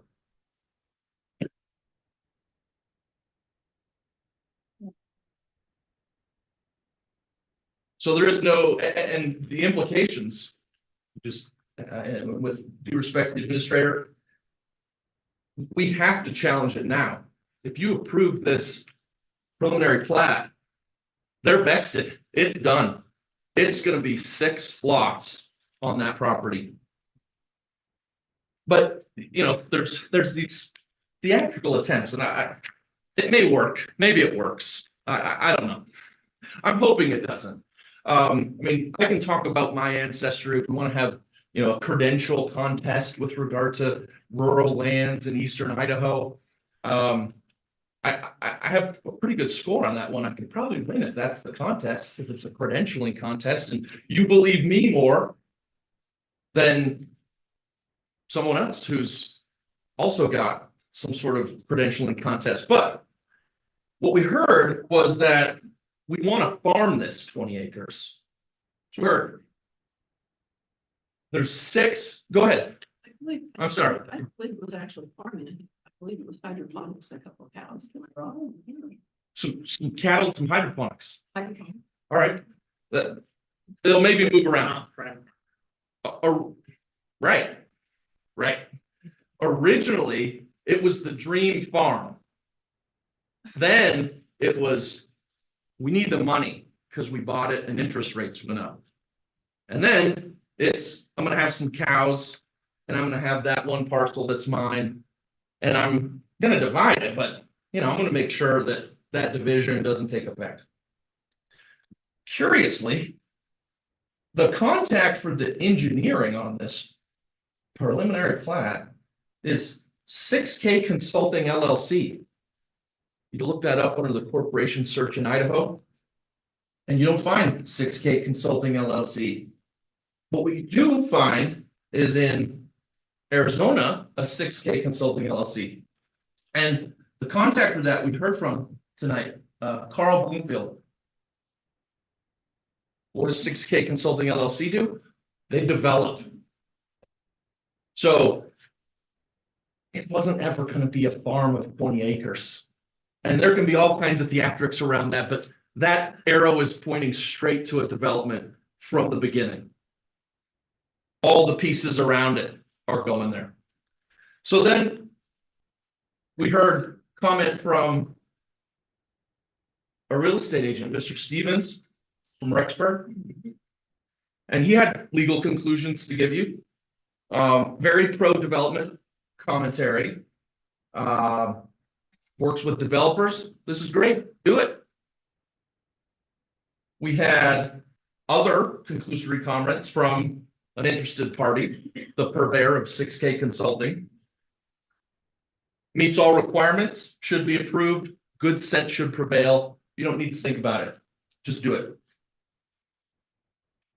Then we had the comprehensive plan part, which was wrong. And then we had a comment about the administrator being able to approve this application. Also wrong. There was some comment in there about if you don't approve it, there will be judicial review. Well, first of all, the process is to go to the Board of County Commissioners, which is where it will proceed if it's affirmed. There was commentary about density and looking at the map. And I just also want to lodge the objection that the record can't expand. So any consideration of things that are outside the record reviewed by the administrator, out of bounds. So I think we're already veering off course there with regard to some of the things that have been presented by the applicant and perhaps considered. But there was commentary about that density, and there's other home sites. If you drive that rural part of the county, I drive through there frequently. I don't live that far away from Egan. The rural nature of that community is preserved because those home sites are near the road. And typically, as you realize from all the people who are opposed to this, they're rural families living at home sites related to the farming and ranching ground. There's a connection. There's not what you find, again, south of, not to disparage those in Madison County and how they want to do things, but the density that's being pointed to is agricultural density along the road attached to properties that are agricultural. And even if you want to ignore the comprehensive plan, we can't lose sight of 4.13.020. The entirety of that section with regard to rural conservation zone, regardless of what the wetland and septic opinions were, this project runs afoul of the entirety of the rural conservation zone for this part of the county, regardless of this northern-southern distinction, which really isn't a fair distinction, first of all, because I don't think you should say southern Fremont County residents, your agricultural land, dispensable. More traffic, harder for you to farm and ranch. This section of the code tells us that rural conservation zone land here, this spot, is to have a certain purpose, certain objectives. This proposed project runs afoul of all of those. Easy decision for you to make. And we'd ask that you would reverse the administrator, firstly, because he had no authority to do it. But secondly, it runs afoul of the code language against the backdrop of the comprehensive plan. Not a question. So we'd ask that you reverse the administrator. Thank you. What was that number you said? I'm a little slow. 4.13.020. Yeah, it's there. Oh, got it. It's in that front of that. Thank you. And I do appreciate your time. Thank you for your efforts. Thank you. Do you want to hear from anybody else? Is the owner, anybody else, the owner or either of the attorneys? Did you want to respond to that? Is that allowed in the rules? No. I know the appellant is allowed. Rebuttals. Yeah, I think our rebuttals were done. So at this point, any questions among ourselves? Oh, I just have one question, actually. I'm not sure if maybe ask the attorney there, but I'm just looking under the residential uses of open spaces and allowable uses. This is subdivision, because he mentioned the first time that they had the wrong permit, class 2 permit, but on the subdivision, it does say you can use it class 2. So I think that he is right on what he put in there as class 2. You can put Tom's right. I think Tom's right.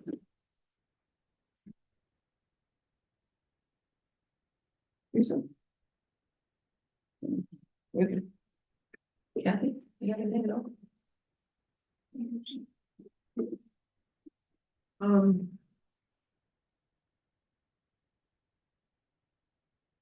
When I got the agenda, and I read about Bullfrog, I went through my notes and I was like, did I miss that meeting? Did I somehow miss? And then it turns out that it didn't come to us that Tom made the decision.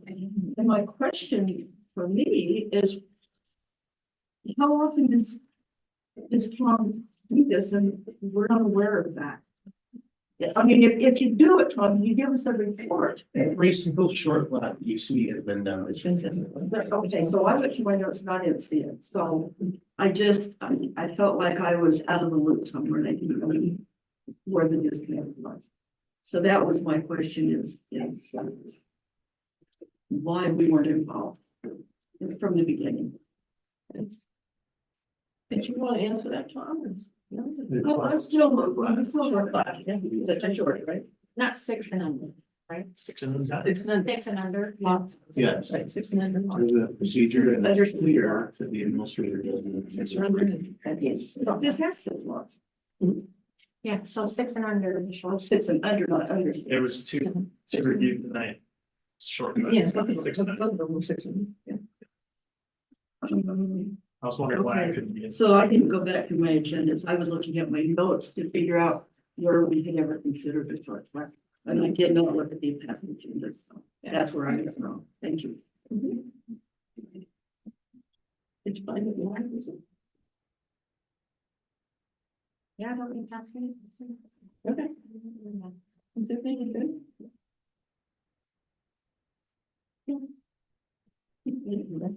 Yeah. It's like shame. That's what I'm thinking. So my sharing aids are not filtering. Yeah, it's fine. So at this point, you'd like it, we can just go ahead and vote whether or not we support it or deny.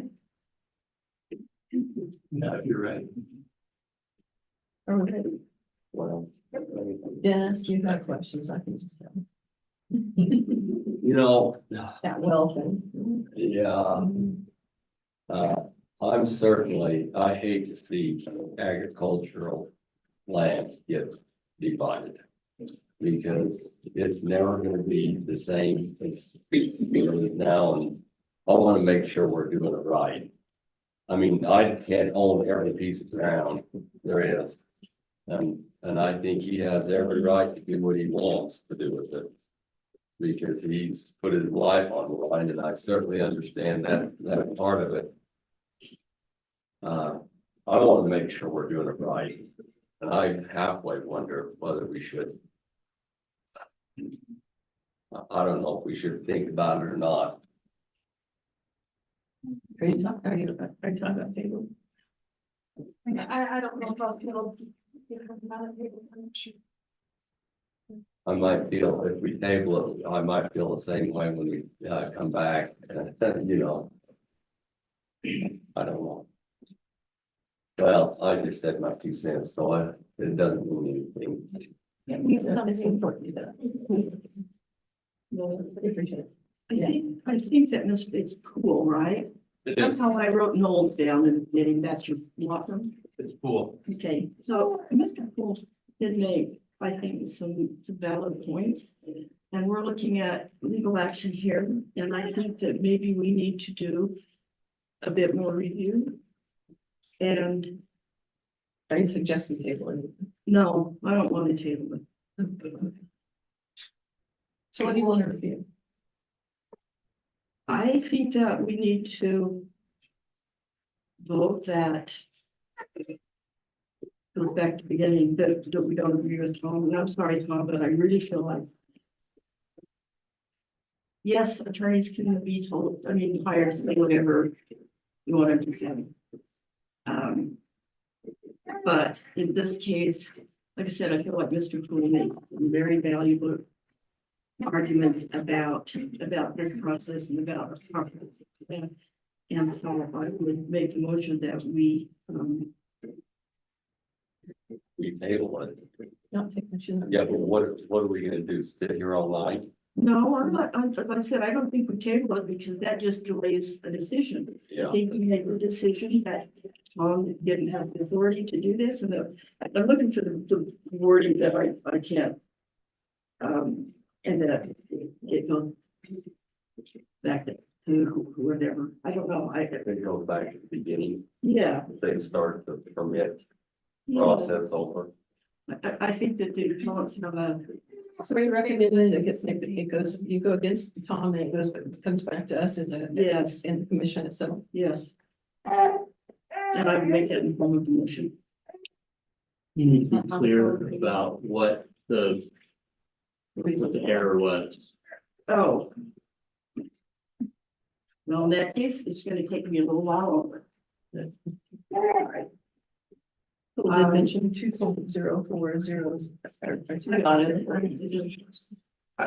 I'd be remiss, I don't want to invite error. No.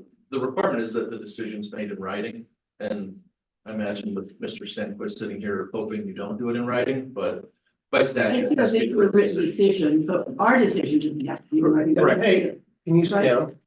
Yeah, please sit down. You have, No problem. you have to issue a written notice of decision, but when you make this decision right now, Right now. you don't have to write it down to do it. No, this is, if there was any conditions or anything on it, we would do that, but if all we do is deny it, then that's, if we're denying the appeal or approving of the appeal, that's all we have to do. Oh, wait. This says.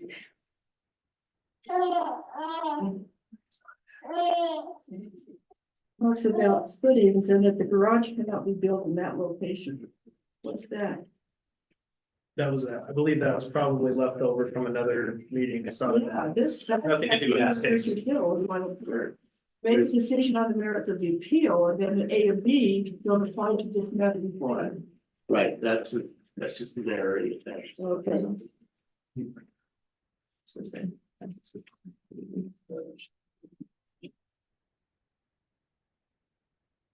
I think if you're going to say that there's a reason or a cause to go back and start over and go put it through the actually put it through our commission, is that you have to be able to actually say why. Right, exactly. So the reasoning behind the decision, as well as how you resolve any important disputed facts. Is it 2 cents?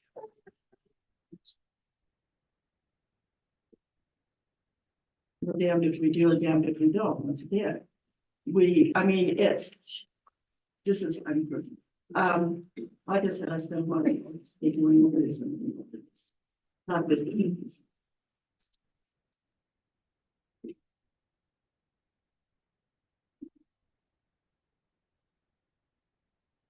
I don't think that we can resolve the disputed facts. We need answers to the appellate's issues. And I feel like it needs to turn to Tom to answer those decisions, those questions, not us.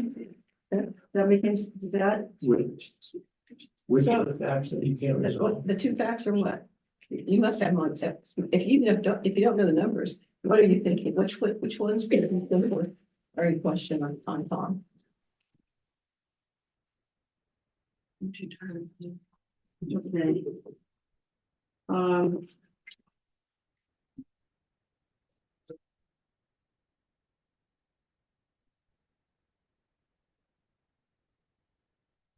Whether or not Tom has the authority, reading through the 4.2.04 does not make clear to me whether or not Tom has that authority. I don't see that it's clear there that he does or not.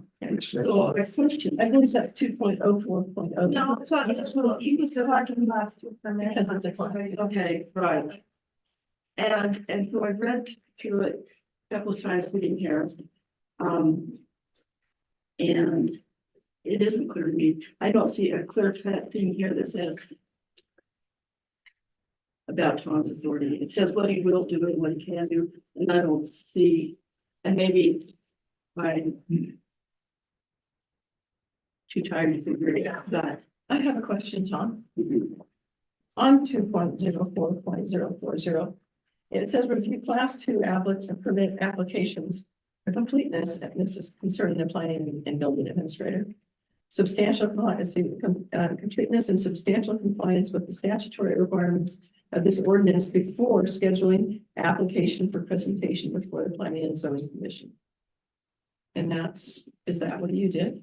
This is a kind of. This is a short plat. And Right. you did this. So Short plat, when you hear class 2 permits, then I've done that. right. Right? This is a short plat. Mhm. So there's a second review process in chapter 3 for short plat. in chapter 3, what Right? If you think that section in chapter 2 says that I don't have the authority to do this, then make your decision on that. I don't have a copy of the 3 here. It's a, should be in your development. It's in your development. Code. Well, like I said, that's my but under 2.04, planning and building administrator, and where it says class 2 permits that it says he can review them for completeness and substantial compliance with the statutory for presentation to the planning and zoning commission. Which one is for you? Yeah, Tom? I haven't just. This is. But there's no, I don't.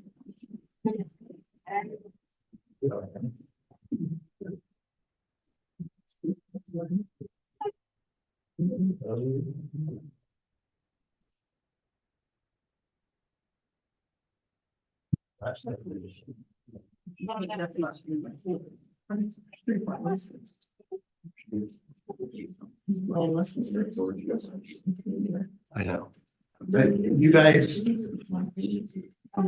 Wait. So you're taking comment from the applicant's attorney. I want this to be clear. I was told to shut down, sit down by Mr. Club. Mr. Club just walked by counsel for the applicant. They exchanged words. He nodded, said, I know. Is And I don't want to create you any didn't personal. present any of that information to them. You're commenting on the whole thing to them constantly. On legal opinions, code language. I'm just saying, I was told to sit down. Actually, we may ask questions of them so that we're following the law, but we all know this darn code pretty darn quick. I've been on here 3 years.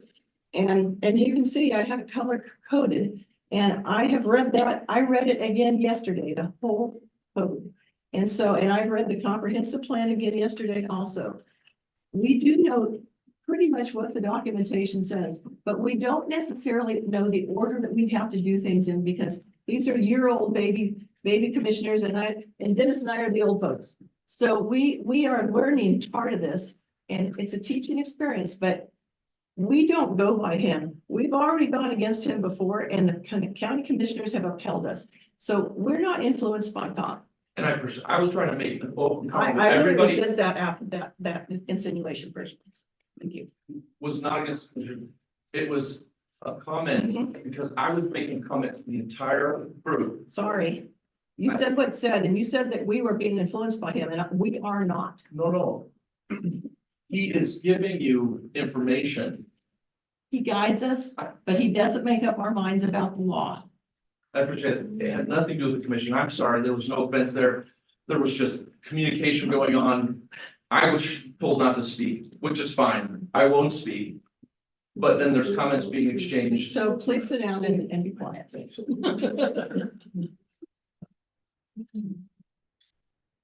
Are you doing over there? She's reading. We read. If she has a question, she'll ask me or she'll ask Tom.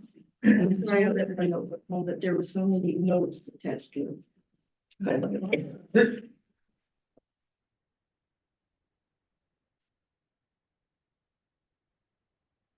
it's that confusing, and if it's not that clear, and if you feel that way, then your motion should be the change that. Well, I have to think that the table on this. And this is normal conversation between a board and a commission. This is what we do. Get to listen to it. I hate the table because I've watched the table that we learned, but we also still probably need to learn on this one too. We're still learning. And I don't want to make a mistake. I think we need to make sure it's. It would appear that under 3.16.070, which is not the code that's being quoted tonight, that Tom may approve or approve a preliminary short plan based on certain conditions. And if that's the case, then I would say that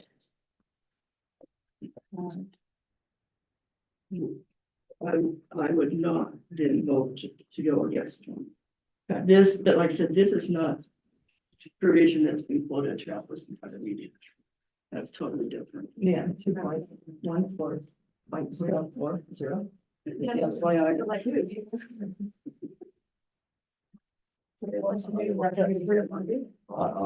I think that anyway, it wouldn't be that bad. For what reason? Yeah, why? I don't understand it. Which You part know, I don't understand whether we're making the right choices. Just because of the first lawyer saying, you know, having several comments. And I want to make sure we're right.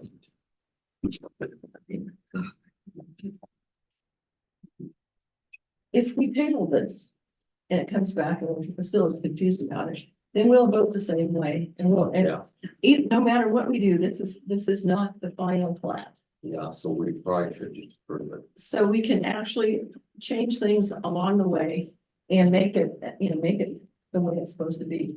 No matter who approved it and whether or not it was legal, somewhere out there, they're gonna come after stuff that wasn't legal. And it might change this whole commission's decision, but it might not. Because it might be something that want to pursue. So prove. So that's just me. That's where I'm at. I can't make as a chair, I can't make I can't make you do that. So you can't make the motion. And I can't make the motion, so somebody else, if that's what you guys want, we think that's what's gonna pass, then make the motion and pass it. If you don't think it's gonna pass, and you have doubts about it, then make a motion to not and table it and send it on. Yes, we were done. I make a motion that we deny the appeal and uphold Thank you. the administrator's approval of the preliminary plat for Bull Road subdivision number 24-012. Second. All those in favor? I Any opposed? it's No. Okay, up to you, Lloyd. I'm the breaker of this tie, and I will go with that we approve we go against, we uphold the appeal. No, we go against the appeal. We're not like this appeal. So we're going to say that at this point, Tom is not at fault in this. And if it comes back on us, that's what's gonna happen. So it's the tie is broken 3-2. So now I need to vote for that motion to be clear about the reasons why you made that decision. I think that you have the authority to approve preliminary plats or short plats. Under 3.1. 6.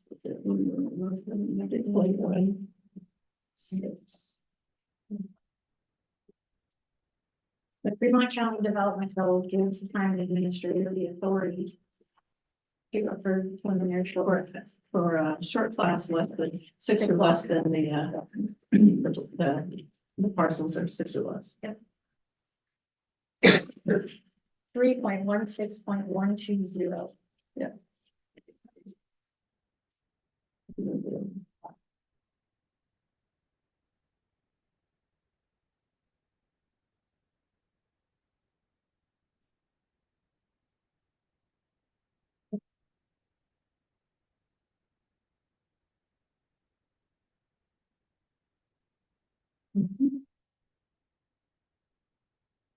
Is that enough for you?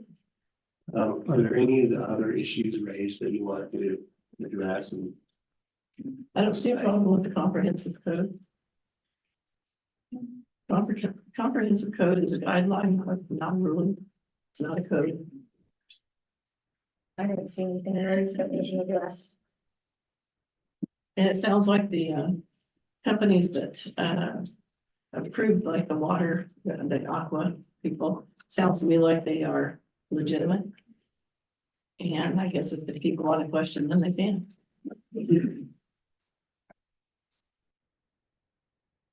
I kind of feel we haven't heard the last of this.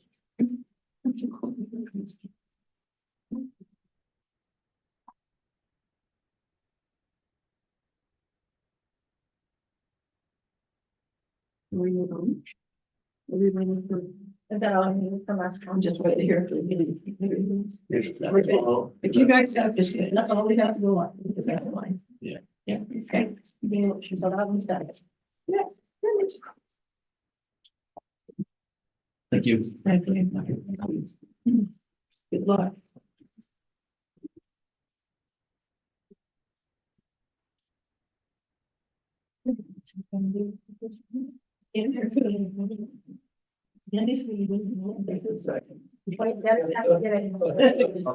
Oh, okay, go on.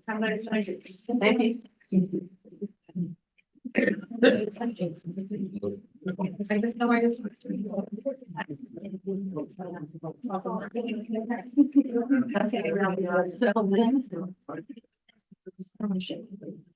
This is.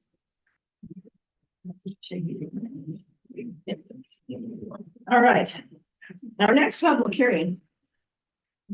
It's 5.2. It's a zone change for Del J. Barney, number 24-017. This is an action item.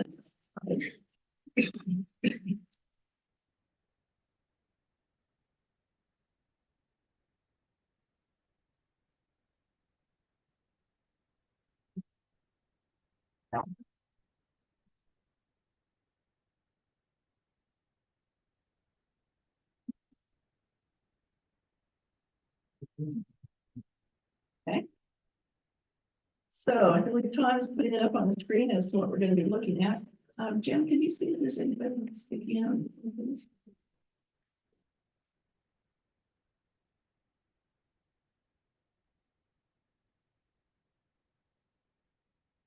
Is this the, This is the Del J. Barney. right, but is this the zone change? Uh, Nobody signed up for either. Okay, never mind. Okay.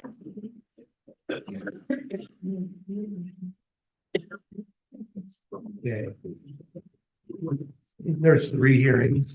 You have 1 staff report for all 3 hearings. If you recall last month, I will be one here, but we had a sketch plan discussion about this property here. I have 2300 north, 2300 east. This piece right here, we had a hearing on a comprehensive plan and zone change in January. And now we're talking about this. The staff report gives you the background here.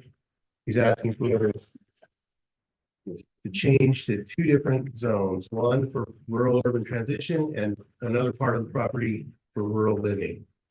There's a detailed map here on your 3rd page. Shows the property and has labels what each parcel that he's asking for the zoning on. The comprehensive plan map shows the area as rural. So the part that he wants to change to a residential zone, the RUT zone, would not be compatible with the comprehensive plan without a change to that map, just like we did for heritage fields. These are kind of subjective decisions. It's up to P&Z to decide if this fits with with what's going on in the area. The staff recommendation at the bottom of page 2 for the change from rural conservation to remote living, which would be these parcels here, except for the corner. If you feel like that's an acceptable change, you can do it. It's already compatible with the comprehensive plan. For the change from rural conservation to rural urban transitions, which is these lots here, you need to change the comprehensive plan first from rural to residential, which you've already recommended there. This isn't a binding precedent, so if you have a reason not to do this, you don't have to do it because you did that one. I have a question. Yes. Why change to RUT when you could just do it to RL? I'm just curious. Open space, right? Is it just an open space issue? Yeah, he has a plan for the use of his property that involves needing to move the open space boundary. And so by changing the zone, he changes the amount of open space required and allows that boundary to be shifted where it needs it. Okay. And that's just on the large part right here. Yeah. Mhm. Well, he owns the bottom 2 lots on that. Yeah, it's against these two also.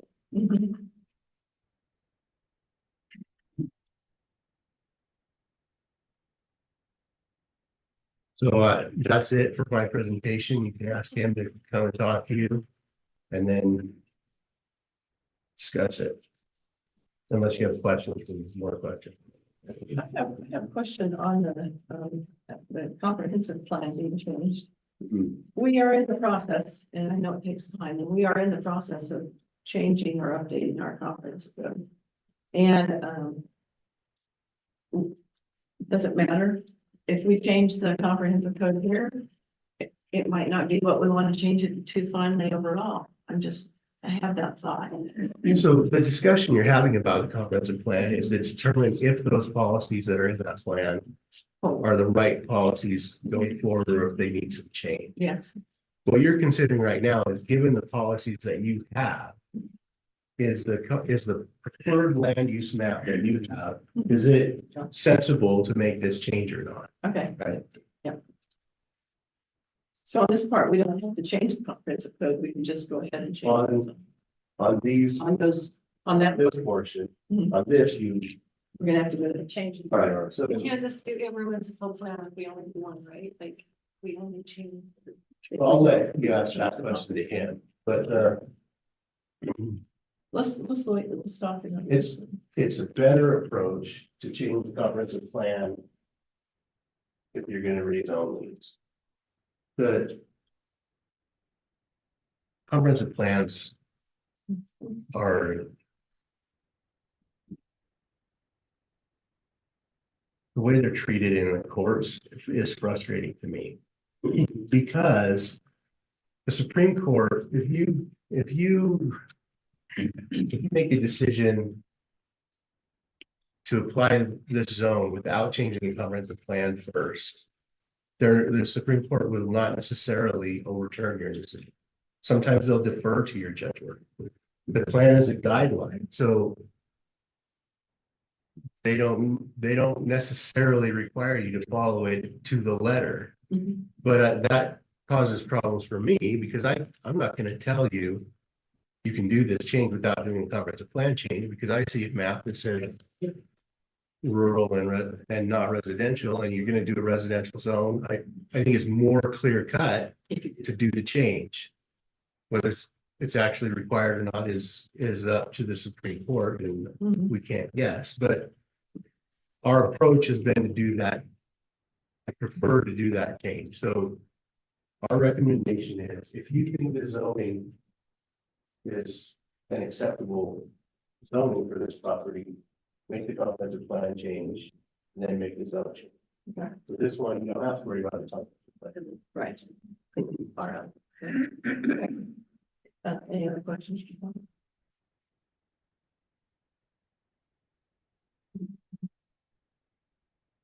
No. No, okay. Thank you.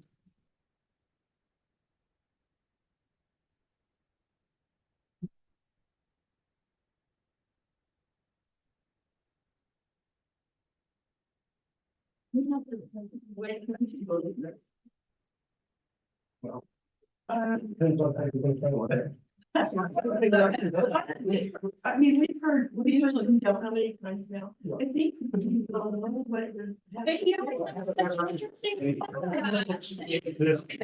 We should finish the public hearing. Not that I don't.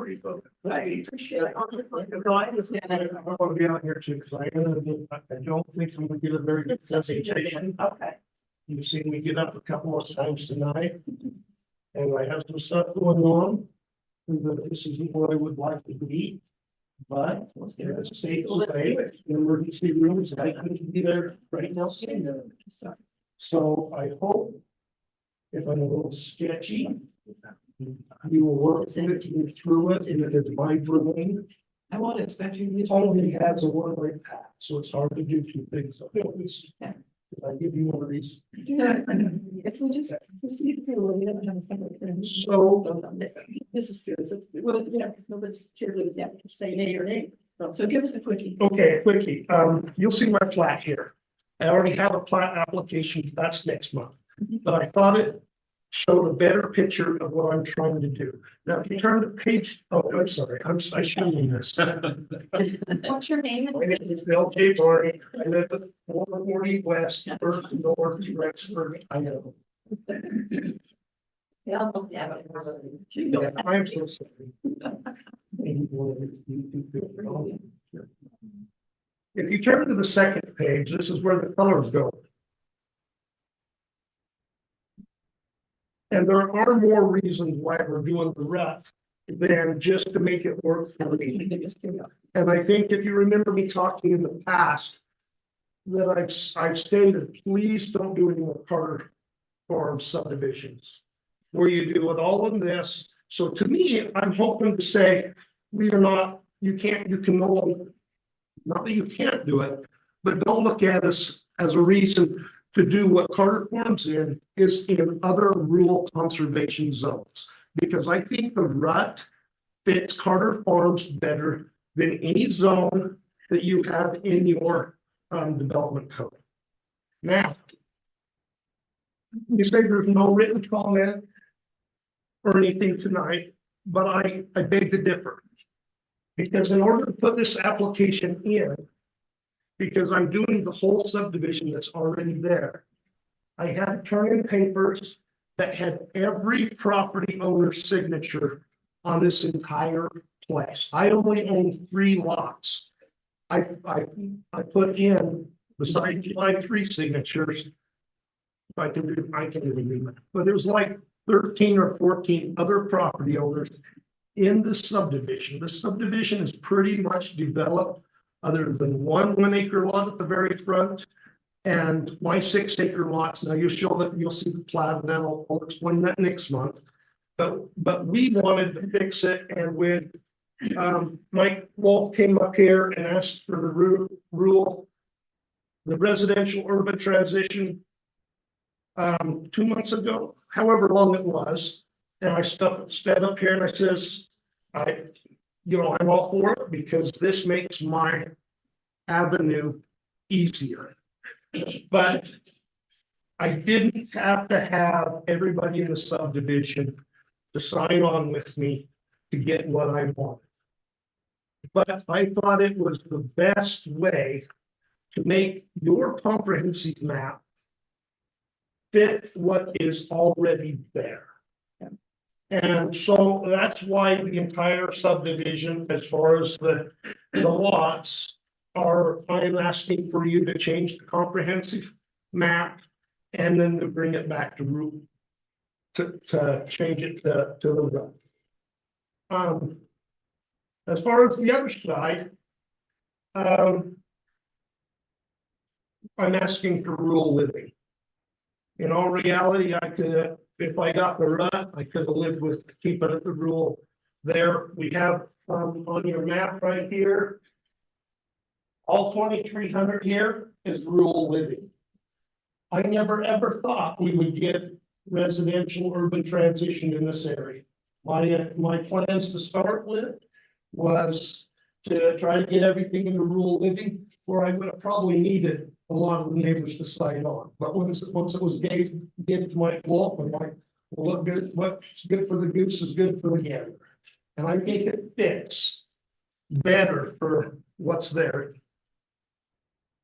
You said a minute ago that rut applies to Carter Farms more than anything, but they're not rut, are they? Aren't they? Oh, they're rural conservation. But you're saying it should be.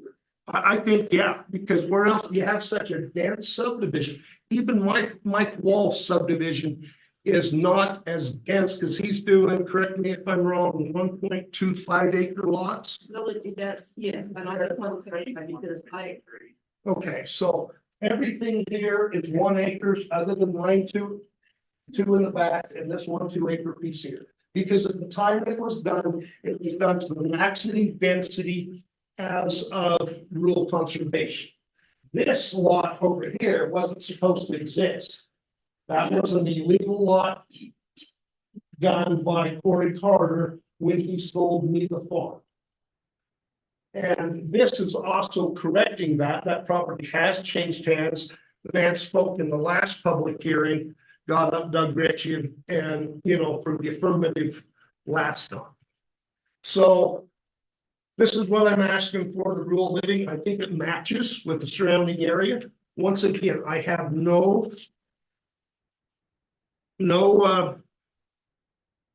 interest in further developing my field. Even though you'll see on the plat that there's a road going over there, that is simply the planning. Sometimes we're doing zoning and we forget to do the planning. That's possibly 20 years down the road. Me and Tom talked about it and think, well, it's smart, because if I require the easement now, it's there for down the road. But that is simply just for planning after I'm dead. And with my blood pressure, holy cow, it might be tonight. You'll see that there is a piece that I'm not asking for a zone change. It's the blue. The reason for that is that's where my ag building is currently built.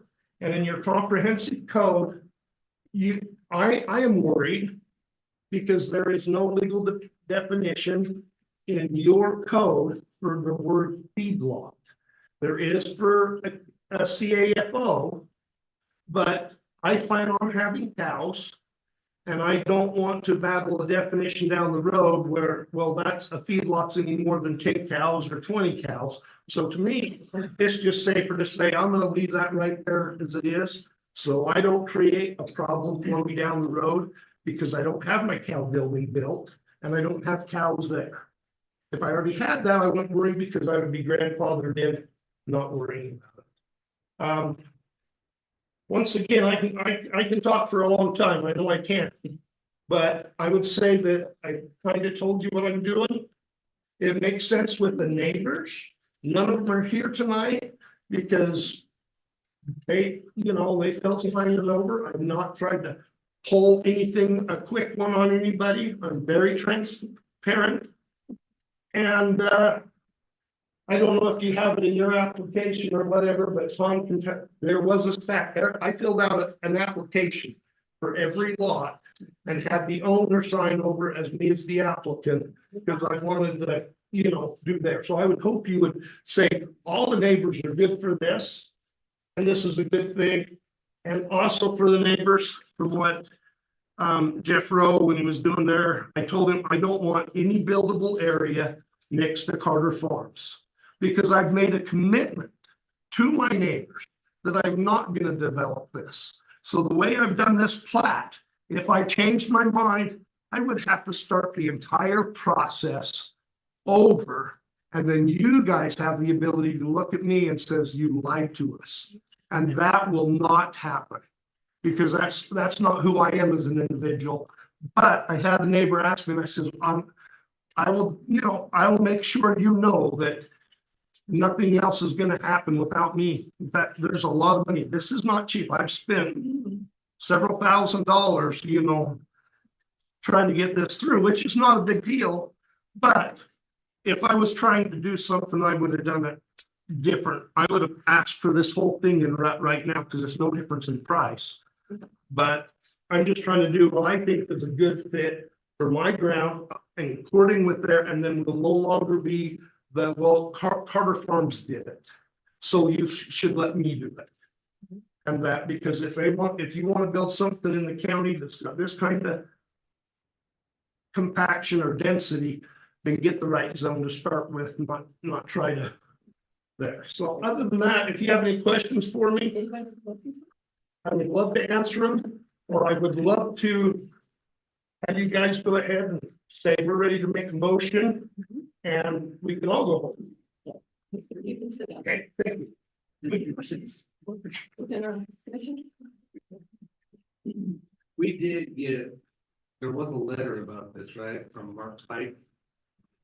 Yeah. Yeah. Well, I think in general, I did. My neighbor asked me to write something. What did I say? Would you invite Fred for you? Yeah.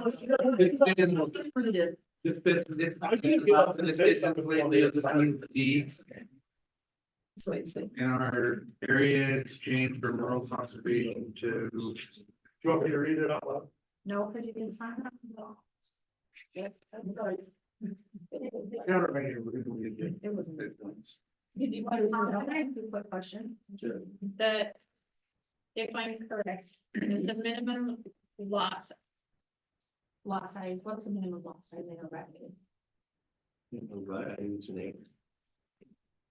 So what's with housing?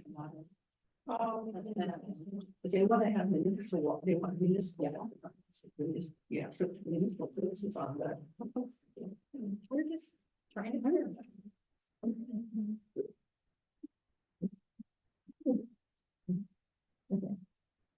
Jim, did you find anything particular point you want to? Well, this kind of talks about how the Carter Farm is already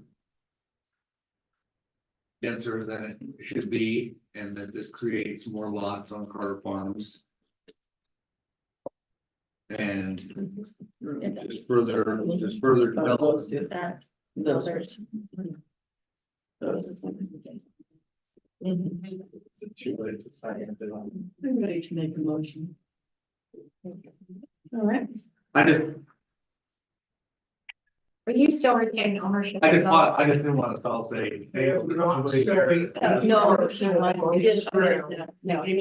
there was a lot of. That's it, is one of my children, and if you notice, I know the plat is next month.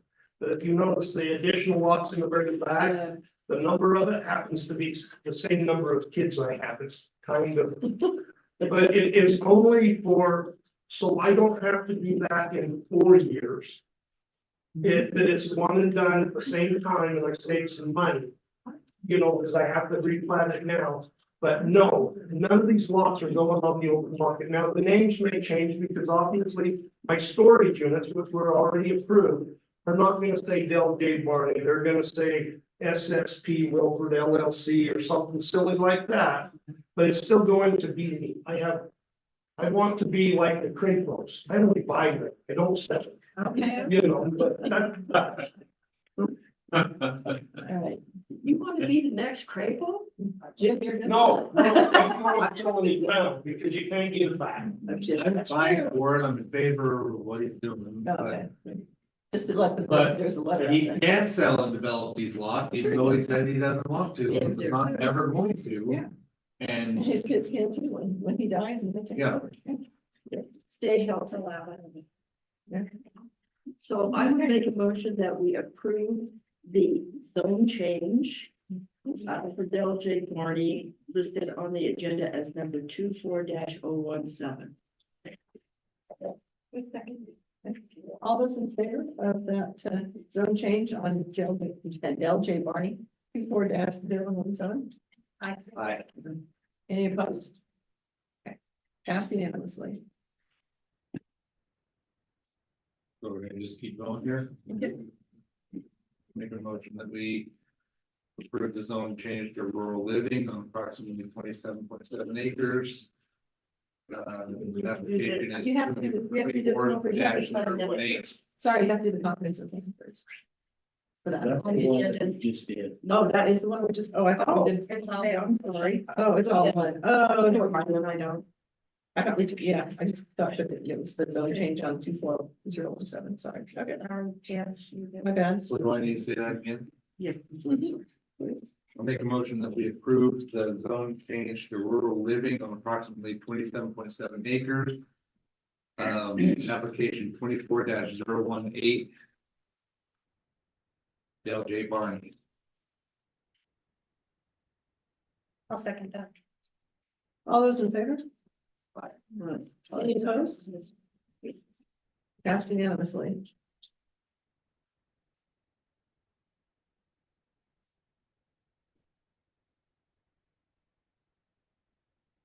Okay.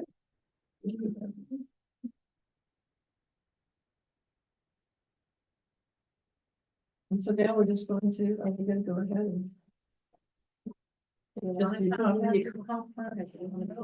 would be a good one. Yeah, and do you really want us to do comp plan for that? I think we have. But we only have until 10 o'clock and then we can't do anything further. You need to do 24-18 and 24-19. Because that's the zone change to RU. Probably just did that. In one motion. Anyone a motion? Or two? Oh, Yeah, you gotta do the comp plan first, and then you gotta. Yeah, and comprehensive plan. Okay. Who wants to give it in? So I make a motion that we change the comprehensive plan. Application number 24-018 to reflect the changes to. The RUT. It's, you're taking the map from rural to residential. From rural to residential. That's my motion. All those in favor? Tiffany seconded. All those opposed? Unanimous. And then we need to do 2019 or the 019.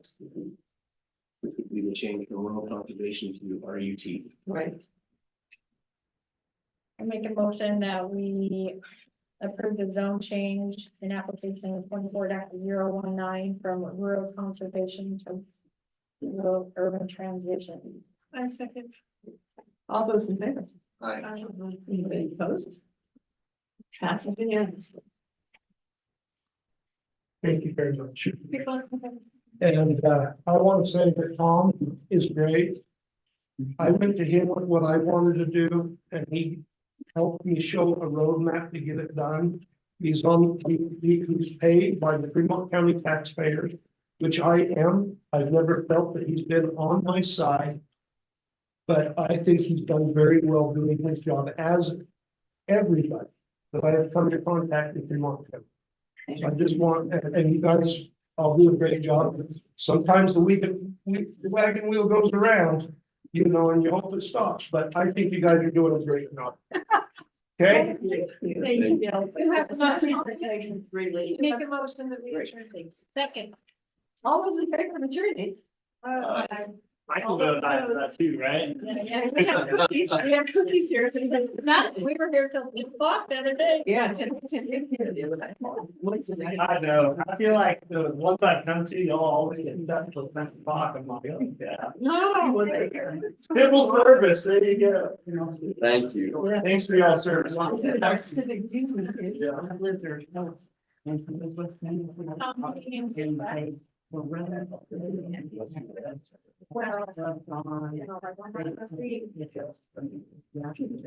Oh, yes, I know.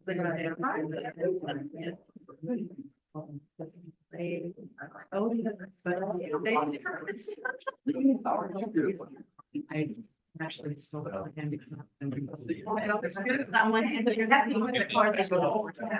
You have